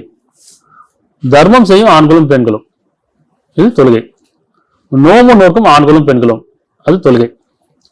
தன்மானத்தை காத்துக்கொள்ளும் ஆண்களும் பெண்களும், இது தொழுகை. அல்லாஹ்வை அதிகம் அதிகம் தியானம் செய்யும் ஆண்களும் பெண்களும், அல்லாஹ்வை அதிகம் அதிகம், இறைவனை அதிகம் அதிகம் காலையிலும் மாலையிலும் முற்பகல் நேரங்களிலும் நடுவிரவிலும், அப்படியே இறைவன் சொல்றான். அப்படியே ரெண்டு பக்கம், இந்த பக்கம் இருமுனையில தொழுகைங்கிறான். இருமுனையில் இறைவன் அதிகம் நினைவு கூறுங்க. அதிகாலையிலும் சூரியன் அஸ்தமானதுக்கு அப்புறம், அதே மாதிரி உச்சியிலும் சரி நடுவிரவிலும் சரி, இதெல்லாம் உங்களுக்கு ஓய்வுக்கான நேரம். அதிகாலை ஓய்வுக்கான நேரம், இறைவனை அதிகம் நினைவு கூறுங்க. இரவு சூரிய அஸ்தமானது ஓய்வுக்கான நேரம், இறைவனை அதிகம் நினைவு கூறுங்க. மதிய நேரமும் ஓய்வுக்கான நேரம், இரண்டு. இரவு உங்களுக்கு வேலை கிடையாது, எல்லாமே தூங்கிட்டு இருப்பாங்க, உங்களுக்கு ஒவ்வொருத்தரும் தனித்தனியா இருந்துச்சு. இரவுல பின்னிரவு நேரங்களில் மன்னிப்பு கூறுவரா இருப்பார்கள். அப்ப இதை சொன்னா காலையிலும் மாலையிலும் முற்பகலிலும் இரவிலும் அவனை அதிகம் அதிகம் தியானம் செய்யும் ஆண்களும் பெண்களும், அவர் துணையை பெண்ணிக்கூட அர்த்தம். ஆகிய இவர்களுக்கு அல்லாஹ் மன்னிப்பை மகத்தான நற்கொலையும் சத்தம் செய்திருக்கின்றான். இதெல்லாம் நம்ம சிந்திச்சு உணர்ந்து இதை பின்பற்றினா மட்டும்தான் தொழுகை. இதுதான் இறைவனை வழிபடுறது, இறைவனை கீழ்ப்படுகிறது, இறைவனை கட்டுப்பட்டுறது. இது எதுவுமே நமக்கு தெரியாது. உணர்வு கிடையாது, இப்படி பொறுமை கிடையாது, சமாதானம் கிடையாது, உணர்ச்சியிலே இருக்கிறோம், பெருமையிலே இருக்கிறோம், போராம போட்டியிலே குணக்கெடியிலே இருக்கணும். எப்படி தொழுகையாகும்? அப்ப எப்படி வானங்கள் பூமி தனித்தனி தொழுகை இருக்கும், ஒவ்வொரு படைப்புக்கும் தனித்தனியாக தொழுகை அறிவிச்சிருக்கானோ அதே மாதிரி பெண்களுக்கான தொழுகை, ஆண்களுக்கான தொழுகை, பிள்ளைகளுக்கான தொழுகை இருக்கா இல்லையா? அப்ப அவங்களுக்கான தொழுகையை சொல்லிக் கொடுக்கணுமா இல்லையா? நம்ம தொழுகை நினைச்சிருக்கோம் எல்லாம் ஒட்டுமொத்தமாக வழிபாடு தளத்தில் போயிட்டு சொல்லிட்டு வரும், அவ்வளவுதான். கூட்டமாக போயிட்டு வந்துடும். அப்படி இல்லை. உணர்வு பேணிக்குழு தொழில், ஒவ்வொரு தனித்தனி உணர்வு இருக்கு, அவங்க தங்களுக்கு அந்த உணர்வு சொல்லிக் கொடுக்குறது தொழில். இந்த வேகமாக தான் சொல்லு, இந்த வசனங்கள்லாம் அதான் சொல்லு, இந்த வசனத்தை பின்பற்றதான் தொழுகை. சரியா? 2:123 2:123 இன்னும் ஒரு நாளைக்கு நீங்கள் அஞ்சிக் கொள்ளுங்கள், இன்னும் ஒரு நாளைக்கு நீங்கள் அஞ்சிக் கொள்ளுங்கள். அன்று ஒருவர் பிறருக்கு உதவி செய்ய இயலாது, அவரிடம் வந்து எந்த நஷ்டம் ஒப்புக்கொள்ள மாட்டாது, எந்த சிபாரிசும் அவருக்கு பயனளிக்காது, அவர் உதவி செய்யப்பட மாட்டார்கள். அந்த நாள் வந்துச்சுன்னா யாரும் உதவி செய்ய முடியாது இல்லையா? எப்படி நரக நெருப்பட்டு பாதுகாத்துக்கொள்ளுன்னு சொல்றான். நம்ம பிள்ளைங்களுக்காக என்ன செய்யறோம்? ஓடி ஓடி உழைக்கிறோம், குடும்பத்துக்காக உழைக்கிறோம், சொத்து சேர்த்து வைக்கிறோம், சந்ததியை சேர்த்து வைக்கிறோம், 5 தலைமுறைக்கு சேர்த்து வைக்கிறோம். இல்லை இதெல்லாம் பயன் தருமா? பயன் தருமா? சொல்லுங்க, பயன் தருமா? ஒன்று நம்ம சேர்த்து வைக்கிறோம், சேர்த்து வச்சவங்க இல்லாமல் போயிடுவாங்க, அல்லது சேர்க்கிறவங்க இல்லாமல் போயிடுவாங்க. அப்படிதானே? நம்ம பிள்ளைகள் நம்ம சேர்த்து வைக்கும் போது பிள்ளைகள் இல்லாமல் போயிடலாம், அல்ல பிள்ளைக்கு நம்ம இல்லாமல் போயிடலாம். பொருள் மட்டும் அப்படியே தான் இருக்கும். இறந்தா அவங்களும் கொண்டு போக முடியாது, இறந்தா நம்மளும் கொண்டு போக முடியாது. இது எதுவுமே அவங்களுக்கு பயன் தருமா? ஆசையாசையாக வாங்கி கொடுத்ததுதான், போயிட்டான்ப்பா எடுத்துகிட்டு போகலையே, ஆசையாசையாக சேர்த்து வச்சதுதான், பேங்க்ல சேர்த்து வச்சிருக்கோம், டெபாசிட் போட்டு வச்சிருக்கோம், பிக்சட் டெபாசிட் போட்டு வச்சிருக்கோம், இதெல்லாம் அவங்களுக்காக போட்டு வச்சதுதான் இல்லையே, அவங்கள போய் சேராது. அங்கே போய் உதவுமா? இங்கே வச்சிருக்க நம்ம 10 பைசா வந்தாலும் சரி, 1 ரூபா வந்தாலும் சரி, அவங்கள்ட்ட போகாது. அப்போ கோடிதான் சேர்த்து சின்ன பிரயோஜனம், அது அவங்களுக்கு பயன் தராதுல்ல. அப்போ எது அவங்களுக்கு பயன் தரும்? எது நிறைய பேர் வந்து பாதுகாக்கப்படும்? அப்போ அதை தான் நம்ம சொல்லிக் கொடுக்கணும் பிள்ளைங்களுக்கு. நம்ம சொத்து சேர்த்து வைக்கணுமா, பொருளை சேர்த்து வைக்கணுமா, அல்லது அவங்களுக்கு உணர்வையும் உள்ளட்சத்தையும் சொல்லிக் கொடுக்கணுமா? இதுதான் நமக்கு தேவை. அப்போ ஒரு பெற்றோரை நம்ம செய்ய வேண்டிய கடமை என்ன? அவங்களுக்கு தொழில் சொல்லிக் கொடுக்கணும்ல. திருப்பி 66:6 நம்பிக்கொண்டவர்களே, உங்களையும் உங்கள் குடும்பத்தாரையும் நெருப்பை விட்டும் காப்பாற்றிக் கொள்ளுங்கள். இறைவன் எச்சரிக்கை செய்யறான். அதுக்கான எப்படி காப்பாற்றிக்க முடியும்? என்னுடைய பதவியோ, என்னுடைய புகழோ, என்னுடைய அதிகாரமோ, என்னுடைய பொருளோ காப்பாற்ற முடியாது. இது காப்பாற்றாது. எது காப்பாற்றும்? உள்ளட்சம், நல்ல செயல், நியாய உணர்வு, பணிவு, பக்தி, இதுதானே? அப்ப இதெல்லாம் புண்ணியத்தின் அடிப்படையில், இந்த புண்ணியம் தான் உங்களை காப்பாத்துங்க. அப்போ பொருளடிப்பான வாழ்க்கை, அலங்காரமான வாழ்க்கை, உலகடிப்பான வாழ்க்கை, எப்படி என் பிள்ளைய நல்லா படிக்க வைக்கணும், நல்ல பெரிய ஆளாக்கணும், அவன் நிறைய சேர்த்து வைக்கணும், அவன் நல்ல வேலை வாங்கி கொடுக்கணும், வாழ்க்கையில் செட்டில் ஆகிடணும். என்ன பிரயோஜனம்? இந்த பொருளடிப்பான வாழ்க்கை தானே அவளை வழிகெடுக்குது, பெருமையில கூட்டு போகுது, பணிவு இருக்க மாட்டேங்குது, நான் என்னுடைய பெருமோதுறதா இல்லையா? அப்போ மனசாட்சிக்கு விரோதமாக வாழ்றாங்களா இல்லையா? மானக்கரான காரியங்கள் செய்கிறாங்களா இல்லையா? அப்போ அவங்களுக்கு பொருள் வாழ்க்கை இல்லைப்போ அருள் தான் வாழ்க்கை, அறிவு வாழ்க்கை இல்லை, ஞானம் தான் வாழ்க்கை, இது வாழ்க்கை இல்லை, மறுமை தான் வாழ்க்கை. சொல்லிக் கொடுக்குமா இல்லையா? உண்மையை சொல்லிக் கொடுக்கணும். எது உண்மை? ஒரு நாள் இறந்து போயிடுவோன்றது உண்மை, இறந்ததுக்கப்புறம் வாழ்க்கை இருக்குன்ற உண்மை, பாவத்துக்கான கூலின்றது உண்மை, புண்ணியத்துக்கான கூலின்றது உண்மை. இந்த உண்மையை சொல்லி வளர்க்கணும் பிள்ளைங்களுக்கு. அப்போ உண்மையை சொல்லும் போது தொழிலை சொல்லிக் கொடுங்க. உங்களுக்கான தொழிலை நிலைச்சலிங்க. உங்கள் மனை மக்கள் ஒரு சோதனை இருக்குது, பொறுத்துக் கொள்ளுங்கள், சைத்துக் கொள்ளுங்கள், பலப்படுத்திக் கொள்ளுங்கள், குடும்பத்தாரை நன்மை செய்யுமாறு ஏவிட்டு வாங்க, பெண்களுக்கான தொழிலை சொல்லிக் கொடுங்க, உங்களுடைய பிள்ளைகளுக்கான தொழிலை சொல்லிக் கொடுங்க. இந்த எதுவுமே சொல்லிக் கொடுக்கல. பாப்பா வழிபாடு தளத்துக்கு போகலாம், இங்கே தான் கடவுள் இருக்கு, கோயிலில் போய் கும்பிட்டு வா, மசூதிக்கு போய் தொழுதுட்டு வா, சர்ச்சுக்கு போய் ஜபிச்சுட்டு வா, இவ்வளோதானா? அது இல்லை இல்லை, எல்லாத்துக்கும் தெரியுதானே அது கிடையாதுன்றது. அதனால இன்னைக்கு நான் புரிஞ்சுட்டு என்னன்னு சொன்னா, பாவம் புண்ணியத்தை பிள்ளைங்களுக்கு சொல்லிக் கொடுத்தா தான் தொழுகை. பாவத்திலிருந்து விலகிறதும் புண்ணியத்தை வழிபடுறதும் தொழுகைங்கிறத நம்ம சொல்லிக்கிட்டோம். சரியா? அதில் எங்கள் இறைவனே, எங்களுக்கும் என் குடும்பத்தாருக்கும் சந்ததிக்கும் உன்னை வழிபடும் வழிகளை அறிவிச்சு கொடுக்கிறவனே, தொழுகை கற்றுக் கொடுக்கிறவனே அப்படின்னு கேட்போம். நிச்சயமா இறைவன் நமக்கும் நம்ம குடும்பத்தார் உதவி செய்வானாக. எங்கள் நேரடி காட்டுப்பின் நரக நிற்பது எங்களை பாதுகாப்பாய, சொர்க்கத்தின் வாரிசாரில் எங்களை ஆக்கி வைப்பார் பிரார்த்திச்சோம். எல்லா புகழும் இறைவனுக்கே உரியது.